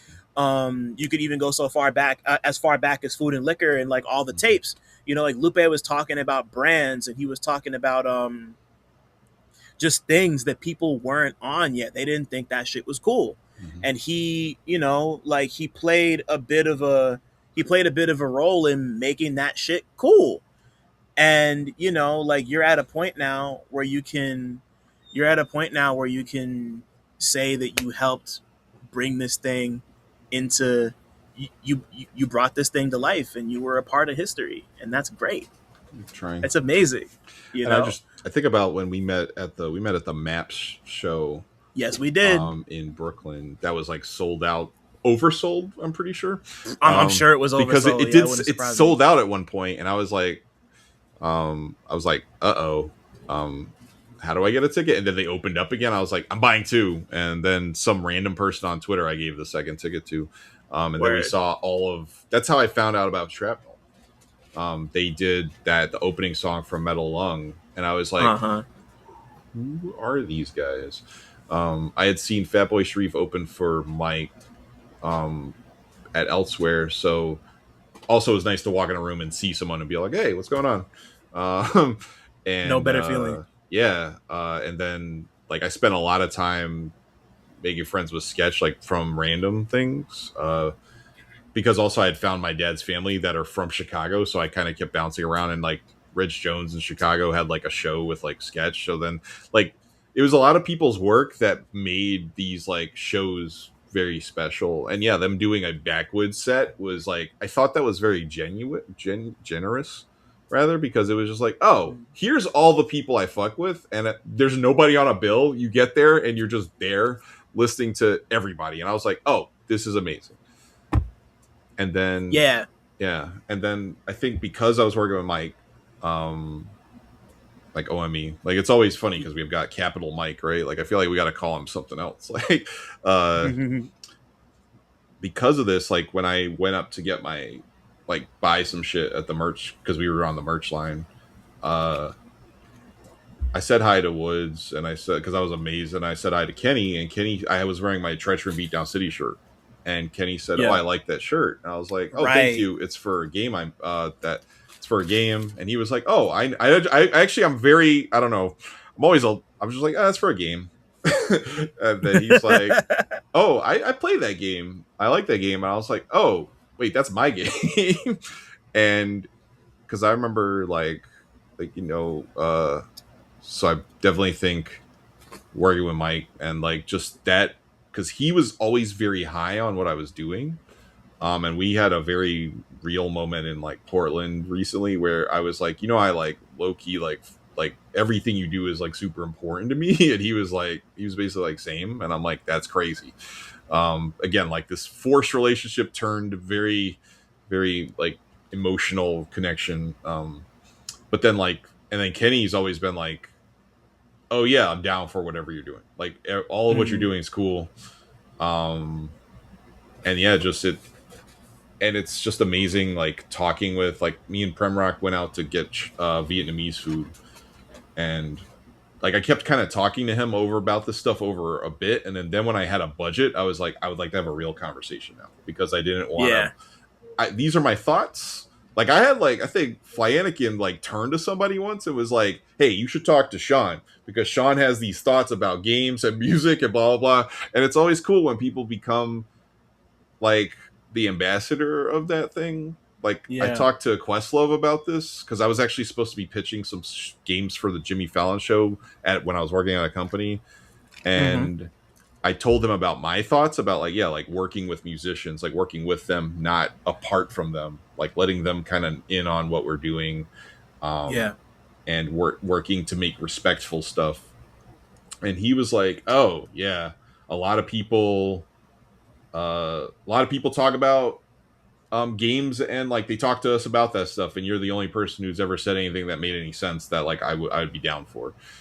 So it's been a long road of like kind of working on this like thought process, and just again seeing that people, the amount of work everyone does, I just respect so much out of it, and I'm just like, I want to help promote as best as I can on this side. Like if people, and I'm really happy that whenever I see people talking about it, like there is a definitely weird like problem with rap music in the games industry that I see. Like I've never seen anyone complain about music in a game besides when rap music gets played.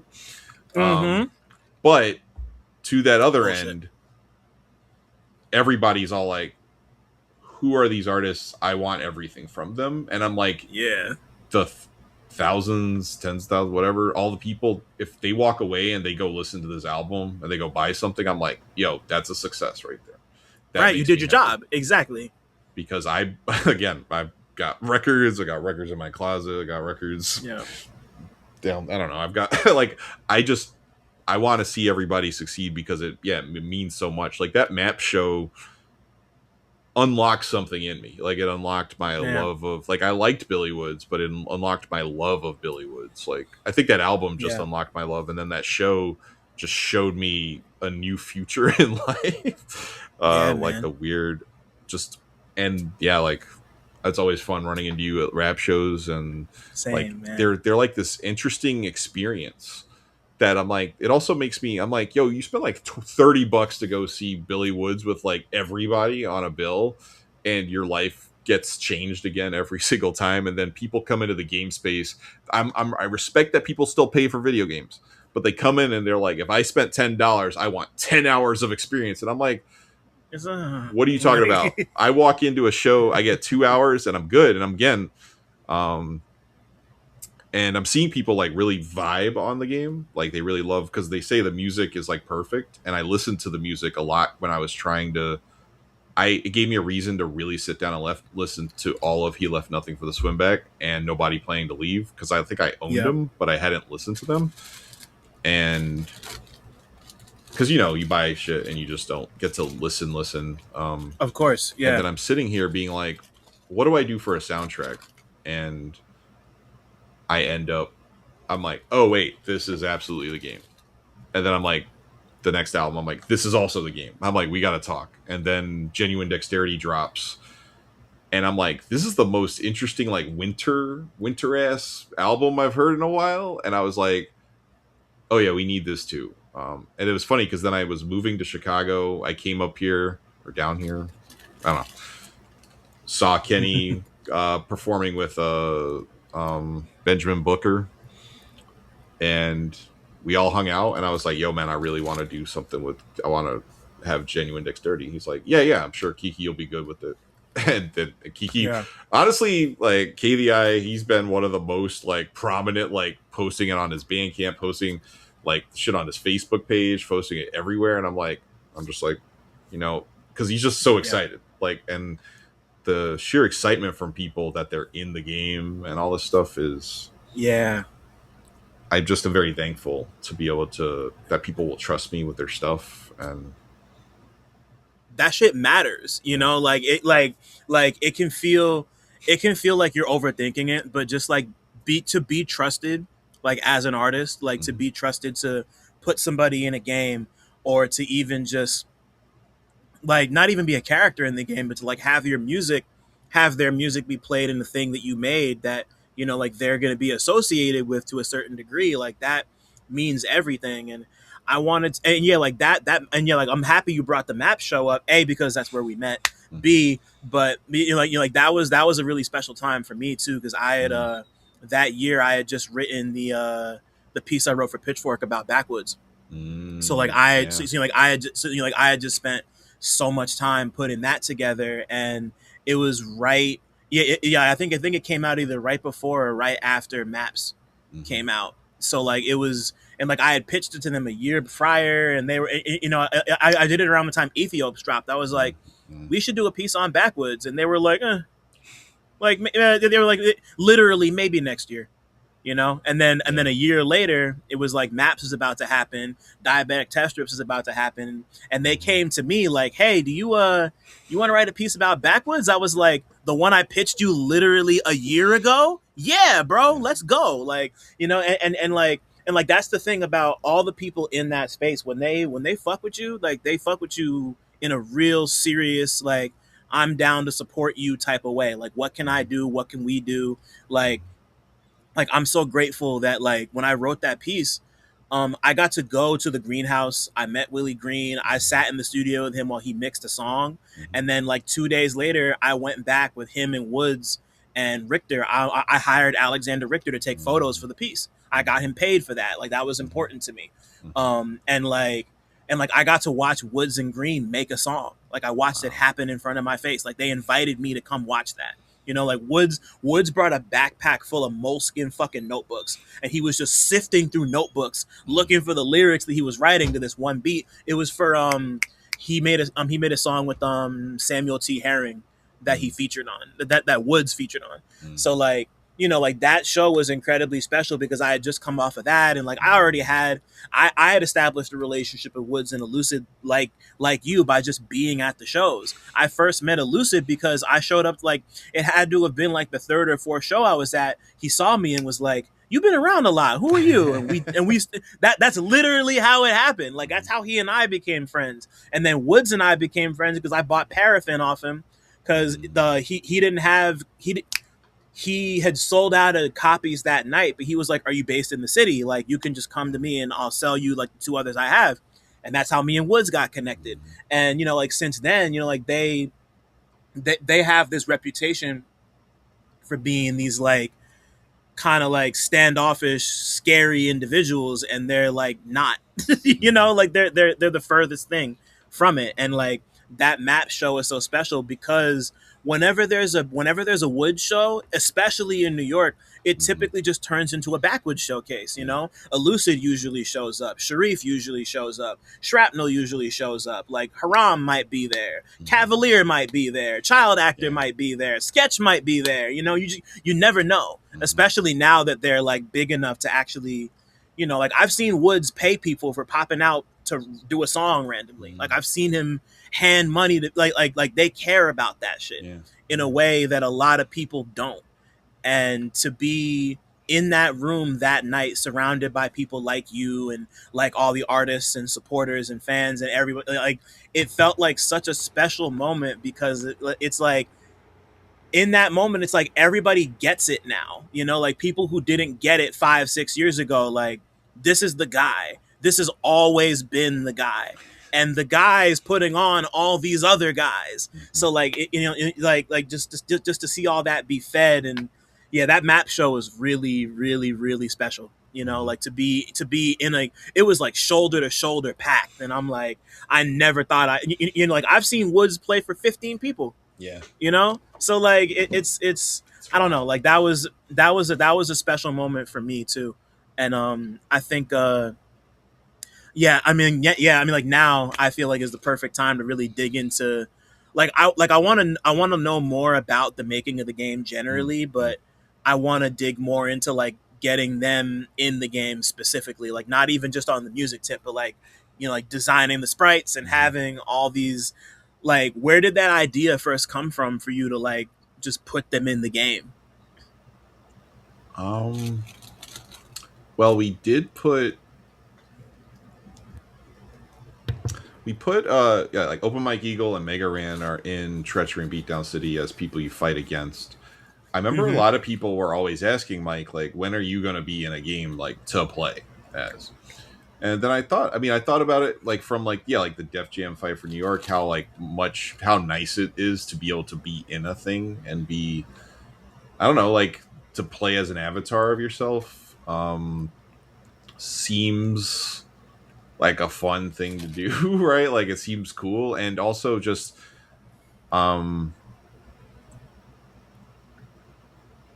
I mean, I was like adjacent to kind of like seeing like the like Danny Brown be in GTA 5, and I mean, there was a point where I was talking about Run the Jewels to about potentially being in a game. Also, they're in Cyberpunk, right? They're in I think they're in Cyberpunk. I know they are absolutely in Gears of War as skins. I was going to say, yeah, they're Gears of War. And I thought the Gears of War thing would have been way cooler if they would have actually just made a $40 campaign that was you playing as Run the Jewels in a competitive thing or a co-op thing, because you could have had them record dialogue. You could have made them have an interesting, weird side story during this weird apocalyptic war where... Yeah, that would have been cool. And you could have, I don't know, done them. I don't know. I've been thinking about a lot of these things for a long time. There's a bunch of other projects I have too that are like I've been pitching for a long time. There's like interest in some, there's less interest in others. Like the sonic soundscape and everything has been a big part of just everything I'm working on, making sure that working with folks. But yeah, I was just like, oh, and then a big thing was I sat down. So 2024 was a year where I didn't know where my life was going. I had worked on the build for we made Beatdown City Survivors in like the demo in 3 months, and it actually really does feel like trying to like put a demo for a song out, because we kind of came up with an idea, saw that it worked, and it is like, and then we polished it enough so that it was playable for a while. But then at the end of 2024, like I was literally like, it was unsure if I'd be able to work on this game. I had to close out my 401k because I was like, oh man, like I couldn't find money. Like, and if that game hadn't gotten funded, I really didn't know what was next. And I still didn't live in Chicago full time at the time, so I was coming into town to see my family, but also Woods was performing at Talia Hall, with Shrapnel opening, and. So, and Ken, that was part of the map store, right? I think because Kenny was still with them. And so I worked on this pixel art, which you probably remember, like when I put up the Backwoodz pixel art, I just kind of started making some art, and it just kept kind of extending. And I think me and Kenny email back and forth sometimes. So I sent him the art, and he was like, hey, there's going to be like a KVI, like album drop, like concert in Brooklyn, if you want to put these other people on there. So I just kept working on art. And then like, I think Woods at one point was like, can you put Fielded in here? and then and then Kai Solo on Twitter was like, hey, why am I not in here? There's 3 fat right, yeah. So then I put him, and like Dunscap's a homie, so I put Dunscap in. And I just kind of, but like, I think we put it out without those guys at first, and it was right before this show, because I was like, oh, the show's about to happen, I'm going to put this on Twitter and just see how people react. It was like Twitter and Blue Sky. Put on Blue Sky, got some, oh, cool. Put on Twitter, and it blew the fuck up. Like, every single person who was featured in the art retweeted it. I remember Cavalier being like, yo, this should be a Backwoodz cover for a mixtape.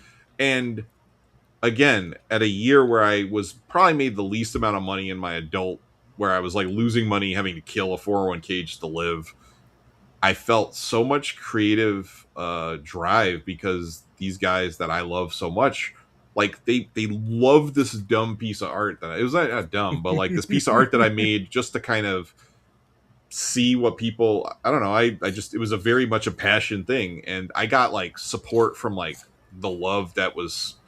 So it honestly uplifted me in a way that I didn't expect. Like I was very emotional.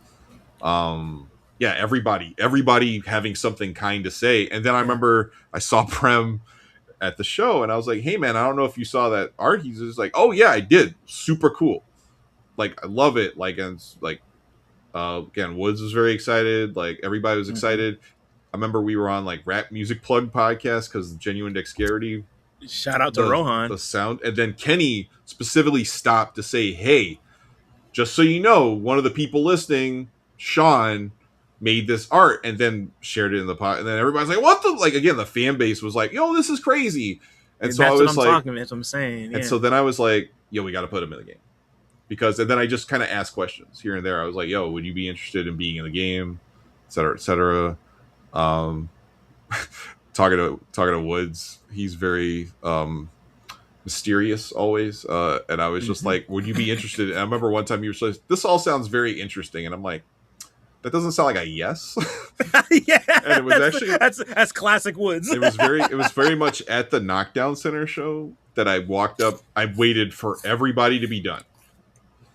And I was just like, "Yo, man, we got to get you in a game." And he was like, "Absolutely." And I was like, "Great." I think Elucid, the last time I saw him in February, he was like, "Oh, can I have a copy of the game? Because my kids would really trip." I'm like, "Absolutely. Like, you can have whatever you want." And then, yeah, like sitting down, I just pitched this thing. I was like, "Yeah, I'd like to license," and I like licensing the music from Sketch and Jeff. And, Jeff also like loves pixel art, like Jeff Marquis, and like again DM'd me just on the side to just be like, "This shit reminds me of Fire Pro Wrestling," which I really love, and I'm like, "Yo, I love that game too." Again, we were like linking over, just again weird art shit. Like, 'cause Fire Pro is a weird game by like I'm friends with one of the early designers of Fire Pro, which just says a lot about where my brain goes. Like, I'm in the underground hip hop scene of video games, right? Like the people who've made the most bizarre shit that like has a small fan base that really fucks with them, that is also trying to stay alive and keep making things. Right. But yeah, and just being like, but a lot of the responses, yeah, like we got when do you think this is going live? In a couple of weeks. Not next week, but the week after. So by the time people hear this, like Fatboy Sharif will be in the game. And I had emailed him. I'm literally talking to him over years, and then one day I was like, "You want to be in this thing?" Then he goes, "Let me call you." He's like, "Oh, let me see you in New York sometime." And I'm like, "I'm not in New York anymore. Could you call me?" And then I went, and then it was like weeks. And then, like, I took a picture with Blockhead with my Fatboy Sharif shirt on, and I tagged him in it, and Blockhead's giving him the finger. Yeah. And then he immediately DMs me. He's like, "Yo, I'm gonna call you."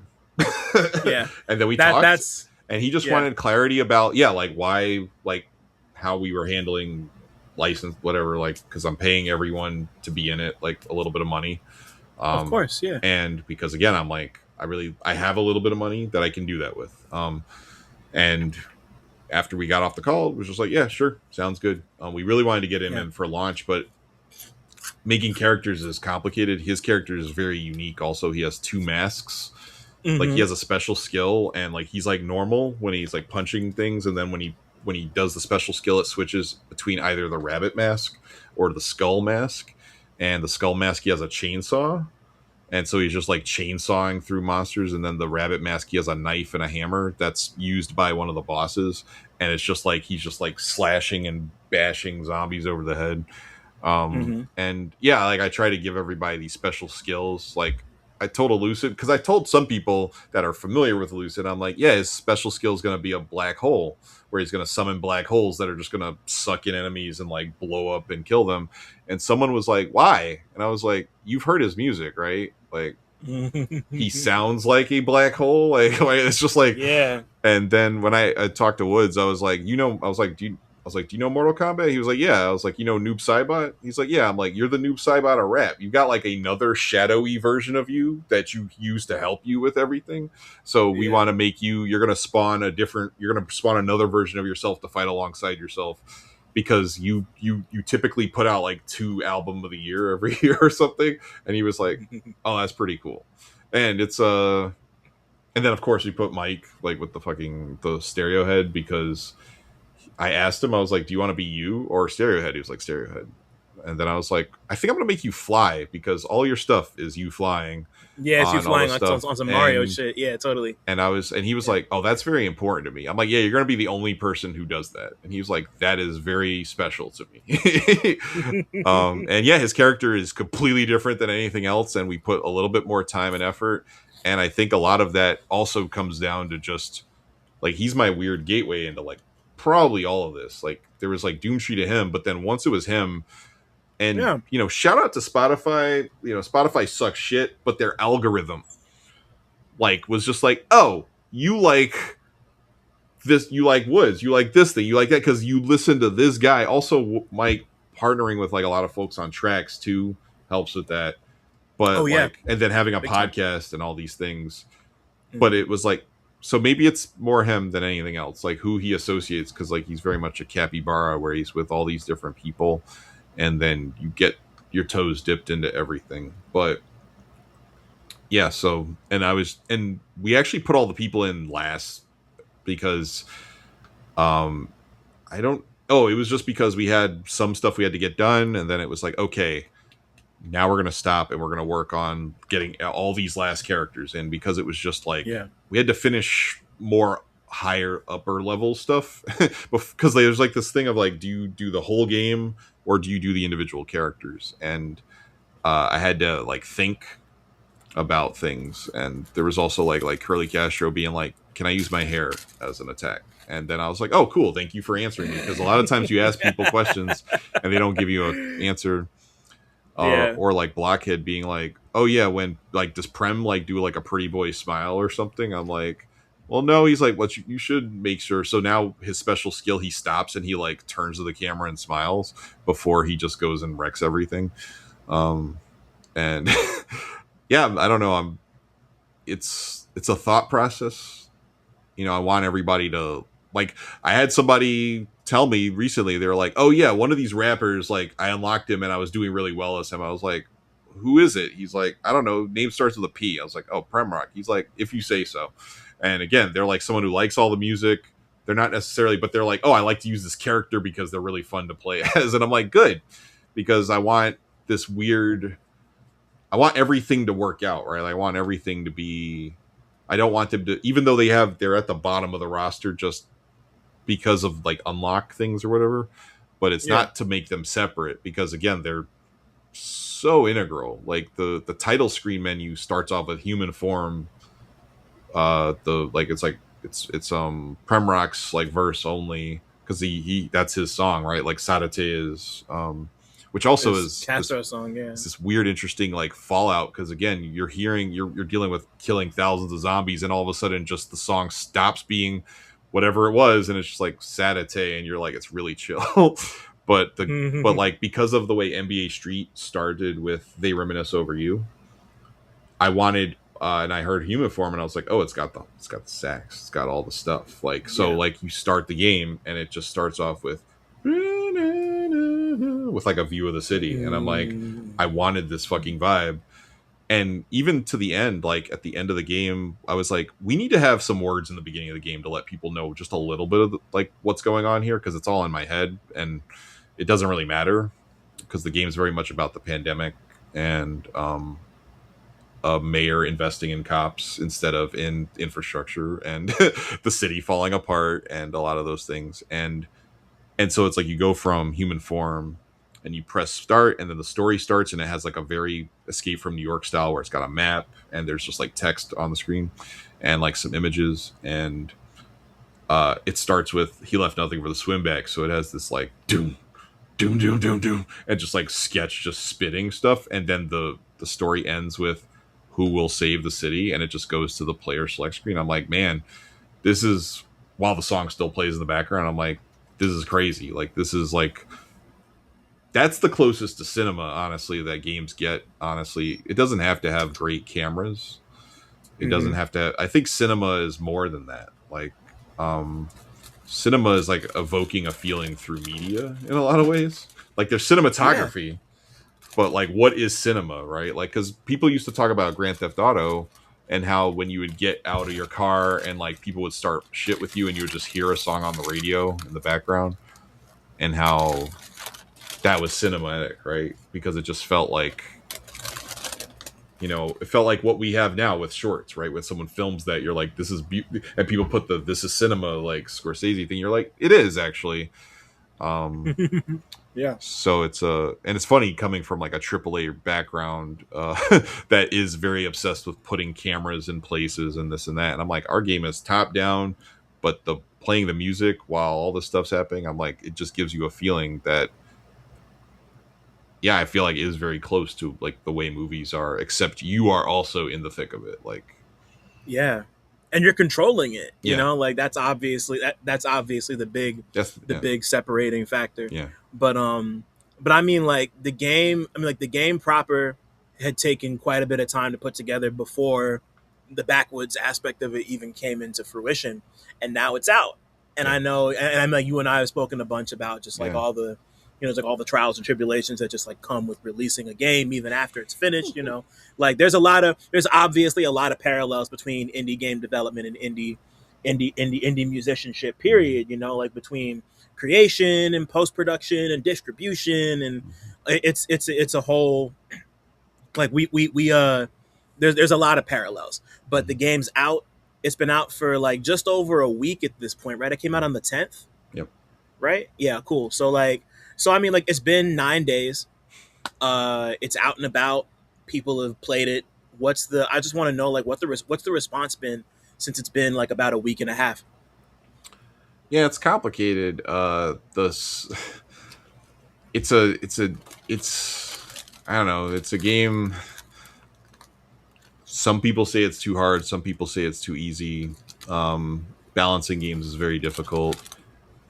Currently, we're at very positive on Steam, like with 100% at like 50 some odd reviews, which is sort of unheard of a lot of times. Like, especially as a small game that we made, it's like 2 people. And there are complaints, so I'm just very glad those people haven't like snuck over and been like, I'm gonna shit on this game in the reviews, because like that actually helps like with visibility on Steam, like more reviews and having a more if Steam thinks of your thing as more favorable, it will show it to more people. Right. We're also out on Game Pass. Xbox did invest most of the money in the game. So they basically got it for free on Game Pass. And that is a little complicated because a lot of our feedback comes from people on Game Pass. And there's an interesting thing where consoles are always behind PC. But even the PC Game Pass is behind PC Steam because it still goes through the Xbox portal. Like they still have to approve it to be on Microsoft Store, like their PC store. Right. And a lot of the bugs and crashes come from like older builds because we can fix it tomorrow, right? We could fix it in an hour and put it up on Steam. We can do whatever we want. But when it comes to the console, we have to like take all of the upgrades, make sure they're all working, and then push it live. It's been, slow going sales wise, but the people who really love it. And I'm extremely proud of it. Like every time I go into, like I'm playing on Steam or on Xbox or whatever, I still, because it's like a 20-minute run, right? And then you beat a boss, and I still go to, if I feel like I'm having a great run, I will just keep playing, and it's, I don't know, it feels very special to me that that I still like it. That's honestly what's most important to me. But getting it out in the world and seeing all levels of people really into it, seeing Open Mike Eagle, who does not like roguelike games typically. They're just not in his wheelhouse, which I respect. I respect everybody, what everybody wants, right? Like, I get a lot of people being like, I play Candy Crush. Is that a real game? And I'm like, sure, man, it's a game. Like, I don't care.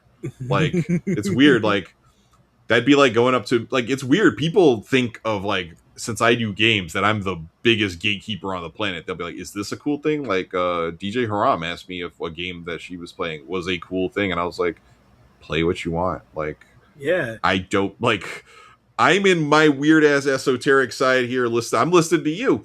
Like, I think your stuff's amazing. Like, if someone came to me and said you're uncool, I'd push them in a river. Like, I don't, like, I don't care. So I don't think people should care. It's interesting how people assume that some games are just uncool to people who make them or something. It's so interesting seeing the overlaps and then the disparities and how like they might think I'm going to be like, well, you're not a real gamer. And I'm like, I don't really care about who cares? capital G gamers. Like, Yeah. if you don't, again, like I care more if you listen to the music in my game and you go and buy those albums, I'll talk to you about the albums and the game till forever. If you play the game and tell me you don't like the music, I honestly don't want to know more about what you care about the game at that point. Like, you know what I'm saying? It's I'm like, are you that closed off? Because also when people are like, I don't like rap music, and I'm like, you don't like jazz, you don't like spoken word, you don't like pianos, you don't like instrumentation, you don't like post-industrial music, because that's what all of this stuff is. Like, it's not like, it just reminds me of like when you go on like a dating app and people say, I like 90s rap music, and I'm like, oh, so you're really big into DMX and Tribe Called Quest, right? And they're like, no, I like that one song by Biggie. I'm like, when people think of rap music, like, because Cavalier says it a lot, he's like, oh, it's just jazz. And I'm like, basically, like, you guys make almost un-genre classifiable stuff, like, half the time. Like, a lot of y'all aren't really obsessed with hooks, so you just make really dense thought patterns to beats that maybe go elsewhere, and you're just like, this is, again, not the same genre as it was 20 years ago, 30 years ago, even though it is. Like, we've all celebrated as rap music, and it's so, but so when someone comes to me like, I don't like rap music, I'm like, you don't like sound in the soundscapes? Because none of these songs, like KVI, Shrapnel, Sketch, don't sound the same. Like, they like, but saying I don't like classical music, be like, you don't like Wagner, you're like, right? I mean, like, I don't like Baroque stuff half the time, but I don't know. But so I don't know, putting a game out, I help mentor a lot of people through the game release process, and I was very numb the first day or two, but I've been seeing a lot of feedback from folks who I really respect. Again, seeing Mike play the game and turn to the camera and be like, you made a great game, Shawn, like on his Twitch channel. Like, that's stuff that makes me happy. Like, I just want people to feel seen, or to... Yeah, games are just also weird because, just again, like, some people say like, oh, well, I could start a book at any point. Your game's too hard. I can't get to level 3 or whatever. Why can't you just give me the way to do that? And I'm like, because they're not the same medium. Open whatever book at whatever part. I do not give a shit. Currently I don't write books, so I really don't care what you do with books. But also, you're going to be missing out if you start at that point in the book.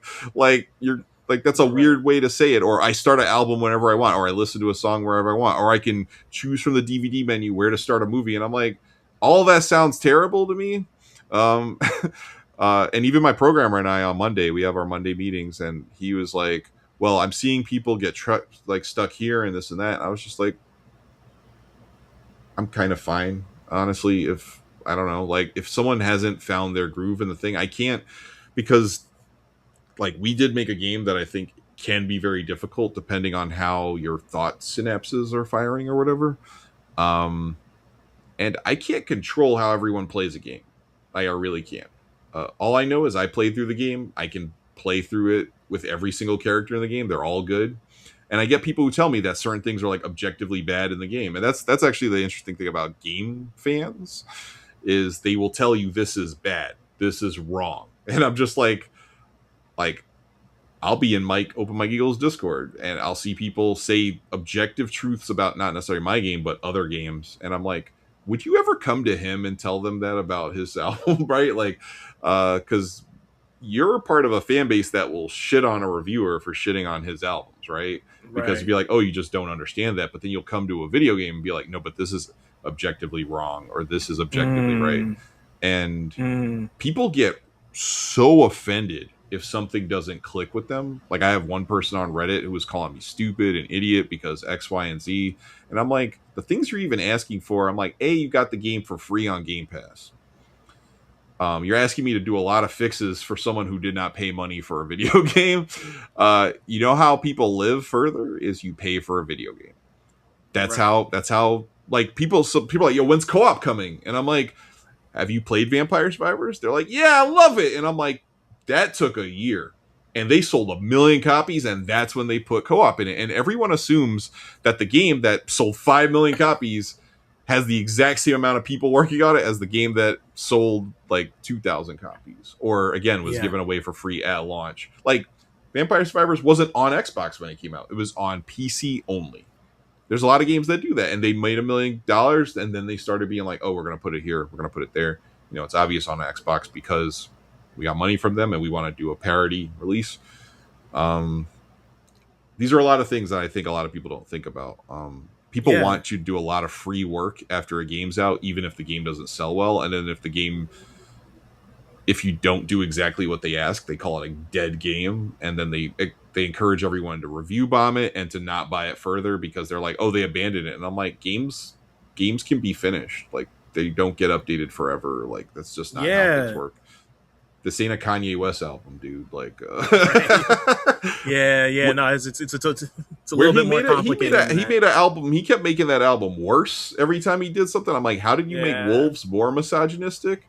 Like, you added a woman that's now singing about wanting to be like flagellated for being like a whore or whatever. I'm like, you should have left that out, my dude. Like, but yeah, I'm like, again, and that album had money behind it, right? It wasn't like, it's still like, if most game designers are like, how do we update this the last time when the game comes out? Because we probably sold like 1,000, 2,000 copies. Some people sell 5 copies. Some people sell 50 copies. And they're like, okay, I got to move on.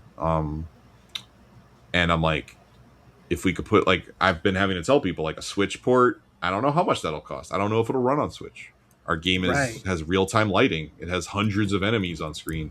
It has a lot of effects. It is a beefy game. Like, it is not an easy game to port. It was a hard game to get, like, running on Xbox One, like, versus the Series X. The Series X runs at 120 frames per second. It's awesome. And I'm like, yeah! And then you put it on the One, you're like, no! And then you start to see, like, how much a yeah, I don't know. That's, like, the interesting thing about games is, like, the nice thing about albums and like books and all these other things is there isn't a technical aspect to it that can harm someone's experience. And there's shit like where like someone might not know their RAM is failing and your game keeps crashing on them specifically because something's wrong with their computer, their file system even. And you'll never know this. Or they pirated your game and they're like playing a version that's like mad old and they're giving you all these bug reports. And you're like, I fucking fixed that. Like, what do you mean? And you're like, oh. Like, I didn't realize we hadn't pushed patches on the Xbox. Like, we kept getting them approved and my brain didn't push to publish for them. And then I was playing it. I downloaded it on my retail Xbox. I was like, why are all these bugs still here? What the fuck? And I'm like, here, ready to go to my programmer and be like, yo, what the fuck is going on? And then I look at the game and I'm like, 1.002. We're supposed to be on 0.5. What is going on? And he's like, yeah, that's 100% wrong. And I'm like, oh, I didn't press publish. And then I did that. And I was like, oh, everything's fixed. All these bugs that everyone's been having for a week. All these crashes. I'm like, oh, it's just because the build's old. And I'm like, I'm sorry. My bad. But yeah, like, if I could have a world where everyone had the same hardware and everyone was linked, I'd be like... yeah, true crossplay. So yeah, this is like inside baseball on like game launch stuff. It's and these are things that I always try to internalize to help especially like the Black folks that I work with that are making games, the indie entrepreneurs, because I want them to know how to avoid these pitfalls. Because again, I'm like someone who is well known in games. I'm getting to do funny, interesting stuff with artists I like and this and that and blah, blah, blah. And like, what if somebody who like doesn't have the weird grown up in 80s New York and somehow survive that and they don't have that thick skin and they like put out their game, it sells 5 copies. I know a programmer, I know somebody who had a game that came out and it sold very few copies. And he just disappeared from our Discord and I was like very sad by it. And because I really actually like the game a lot, and I'm just like, and I'm trying to have to walk people through. They're like, "Oh, I'm going to do my game in early access," but then I'm going to start classes again. And I was like, early access doesn't make you have more time on your hand. Like you have less time because update. You have to update a game on early access. People are going to come to you and be like, "Yo, why doesn't this shit work?" And currently we're in a thing where we're going to be updating with characters and some feature stuff. You kind of owe that bare minimum when you launch a game. Like there's going to be stuff, especially our game, since it's very balance heavy, weird bugs, this and that. Yeah, that's been, I don't feel numb anymore. I feel accomplishment. That's good. Yeah. I'm happy to hear that. It can be, sorry. No, I was just saying Kendrick Lamar had like an interview with, Rick Rubin. Rick Rubin is the beard guy, right?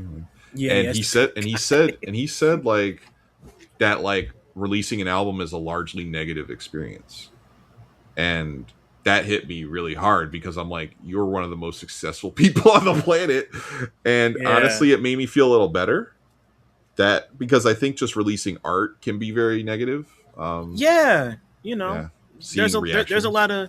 There's a lot of expectations we put on ourselves, and seeing reactions, and of course, like a million things can go wrong on any side. Even just speaking from the writing side, like every once in a while, like you'll put out a piece where like you get a fact wrong, or something's been spelled wrong, or you've put the picture in wrong, or you promoted it wrong. Like there's always, like mistakes happen. Obviously, there's like there's the review bombing aspect. There's the I don't know. There's just like a million different things that can go wrong. And also just like, man, like I did this, it's done and it's going out, but like this could have been done so much better. I could have said this better. I could have programmed this better. This feature should have been in here. Like this lyric should have been in here. This beat change should have gone in here. Like there's so many, it's like Fonte said, where you just, where it's just like, like people want to put you up with the greats, but you look back and all you see is mistakes. It's just like, that's just what it means to be somebody who creates. It's like you're always gonna see those you're always gonna see the imperfections that nobody else is even gonna think twice about. That's just like that's the curse of like that's the curse of being a for lack of a better word, creative in that space. But being far removed enough from the creation of it and far enough removed from the release of it to fully kind of be like, hey, I did this thing. Like I did this, it features people that I have a lot of respect for. And like you said, even if I can, like if all I'm able to do is get one person to go buy Open Mike Eagle's Neighborhood Gods Unlimited or like put them on the Backwoodz, or maybe even change their mind about fucking with roguelikes, like that's like, it really is on some Tupac shit. Like, like I won't change the world, but I might spark the brain of the person who changes the world. Like that's, I think that's an important thing to consider whenever you do stuff like this, like especially as a Black creator and somebody who, invests in Black creators. Like that's, I mean, like people might not know this. We're recording this on Juneteenth. Like that shit's important. Yeah, it's funny. No, it's just funny how that worked out. But like that shit matters, especially in the gaming space where, like Black folks aren't really super represented behind the board all the time. Like there's obviously lots of great game devs and artists and musicians and whoever behind the scenes who do great work, but like they like most of them don't get recognized. So the fact that you're doing this on both ends, like doing this with a crew like Backwoodz, and then doing it with your nonprofit, and just like it's like as somebody who sits at all these different intersections and thinks about the relationships and how we're represented in that, like that's important to me. So I just wanted to like as we wrap up here, I just wanted to like acknowledge the fact that what you're doing, since you're no longer numb to it, which is cool to hear, like what you're doing matters, and like that perspective you like, I wish I could play the fucking game because you're like it couldn't be more targeted to me. We'll figure it out. No, it's all. I wasn't saying that like I'm like mad at you or nothing. Like I'm just like I'm just like really happy that this thing exists, and that once again, like I couldn't be more your target audience. So to have you on here to talk about it and to see your passion and just like hear how it happened and how much you care about that and how much that matters to you, when it matters so much to me is like really, really special. And and yeah, like I feel like I feel like this could go on for like another 2 hours. Yeah. There's like we'll definitely need to do a part 2 at some point. I'm starting to warm up to the idea of doing part 2, so I think we'll definitely need to do a part 2. But maybe but we'll to do wrap a big this update up, or something. oh hell yeah. If we can. We'll figure something out. Yeah. Yeah, but buy the game, Yeah. y'all. Like if you're on Steam, if you're on Steam, buy the game. It's $10. Rate it. It's the cost of $10.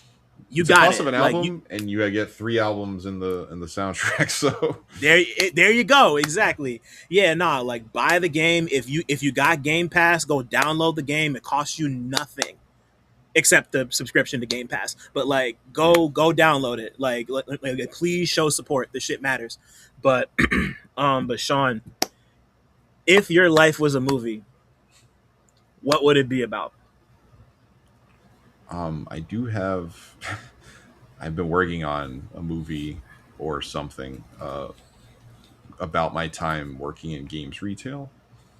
Because games retail, like seeing Clerks was like an important movie to me. And I don't know, like I think about the time I left retail to go to Rockstar, which was right down the street from my job, from my store. And that was a very pivotal part of my life. So I've been thinking about that a lot, like rewriting this into like a comedy, like a dark comedy. I don't know, like games retail was so important to me. Like I worked there for like 5 years, but I also just hung around the store a lot, and it helped me with like depression and all. Like when everyone went to college and I couldn't get a job at the store, but all the guys there we would hang out and do movie nights and game nights and everything. That's where I found my family, like a lot, like a certain weird, like 20 in their mid 20s to 30s, like bunch of dudes actually helped me grow up as an adult. So I don't know, the thought of like, I don't know, I really love camaraderie, all those things. That's the thing I think about most. I do think a little bit about I also have like a book that is in my brain, like where the title is how the world has failed, or how the games industry failed Black people and everyone else too. And I think that is I think that is a book I'm going to write at some point. Just thinking about, it is a weird thing to say, like I shouldn't exist, like in a lot of ways. Like, I mean, I grew up single parent, like on welfare, in 80s New York, in a tenement building, somehow became a business owner that's like working with people, right? Like through sheer spite, honestly. Went to school, did all this stuff, blah, blah. I think little bits of that story would be good to tell people, just because, yeah, I don't know. But yeah, I really want to make that game store movie, because it's just very much about a very specific time in my life and very special people.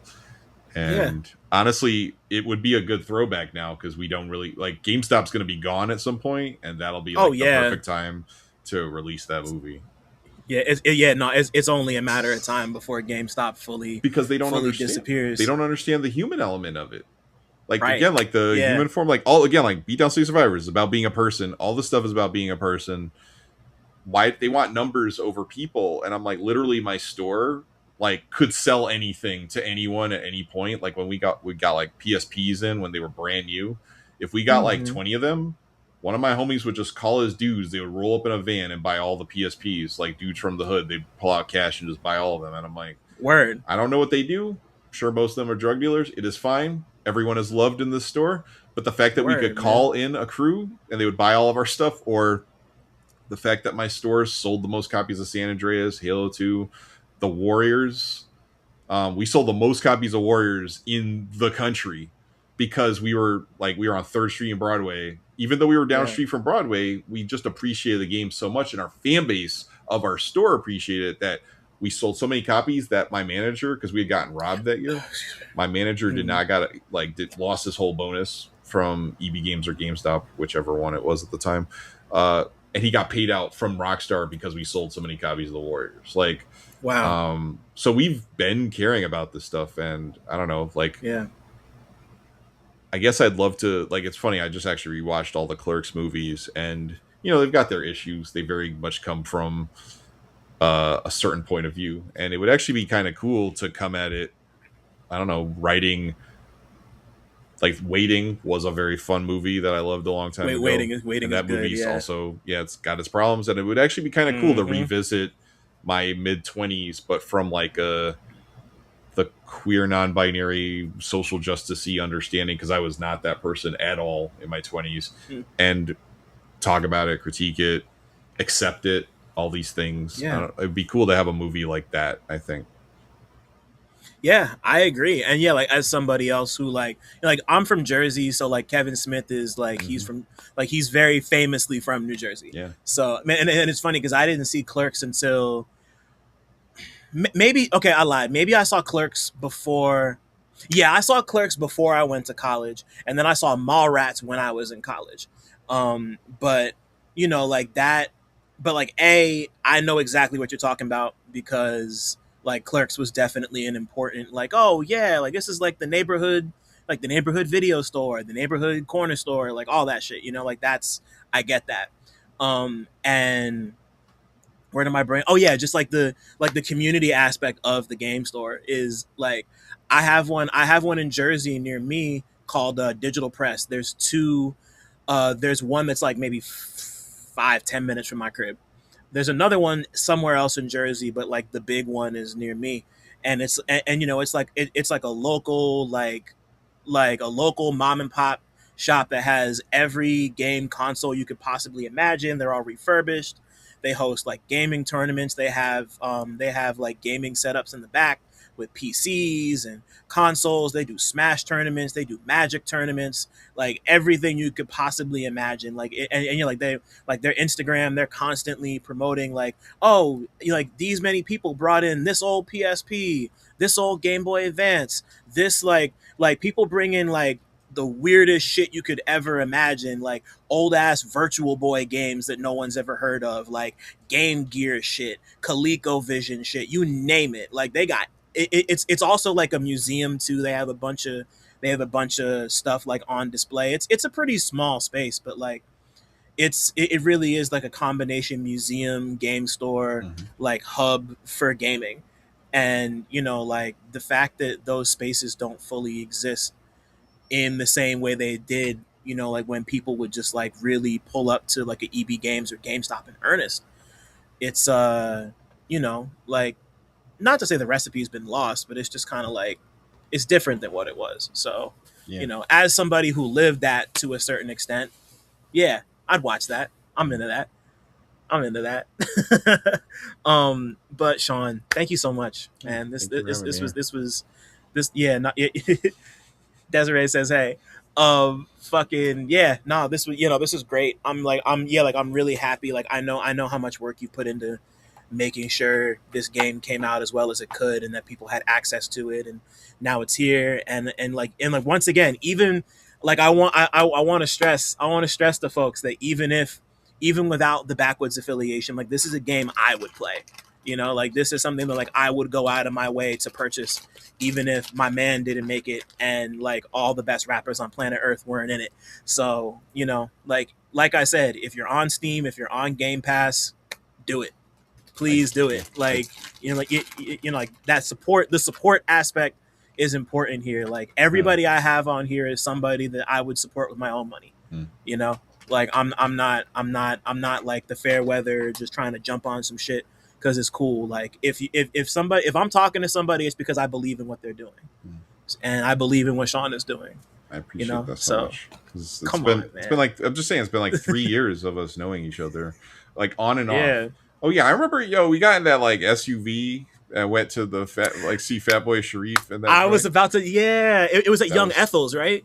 Was that at Young Ethel's? It was in the back of a sports bar, which was the craziest thing. No, it was the bar right. It was around the corner from Penn.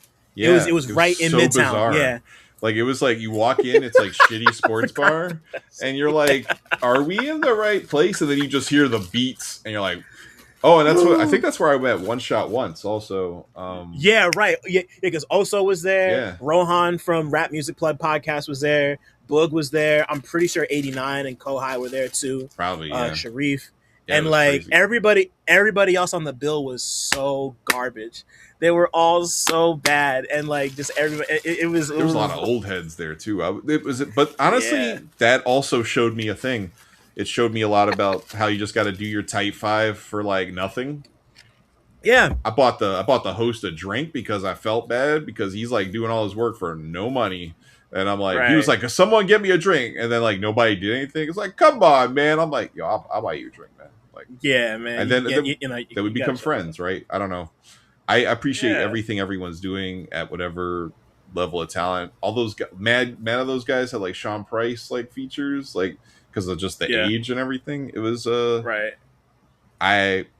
Again, the hip hop scene is beautiful, and I want more people to know about the beauty. So I'm just continuing to hopefully push out stuff because and I might have something to announce at some point about kind of maybe a non-game specific thing, but yeah, I'm working on some stuff in my head. Well, whatever you got, you know, like the cross-pollination is once again, like this place is all about cross-pollination. Yeah. So, you know, like that's what makes the dream work. That's what this shit is all about, you know. Thanks for listening. Shout out to y'all for making it this far. And shout out to all the black people listening too, because y'all really impeccable. Don't forget to like, subscribe, and tell a friend to come through next time. 1.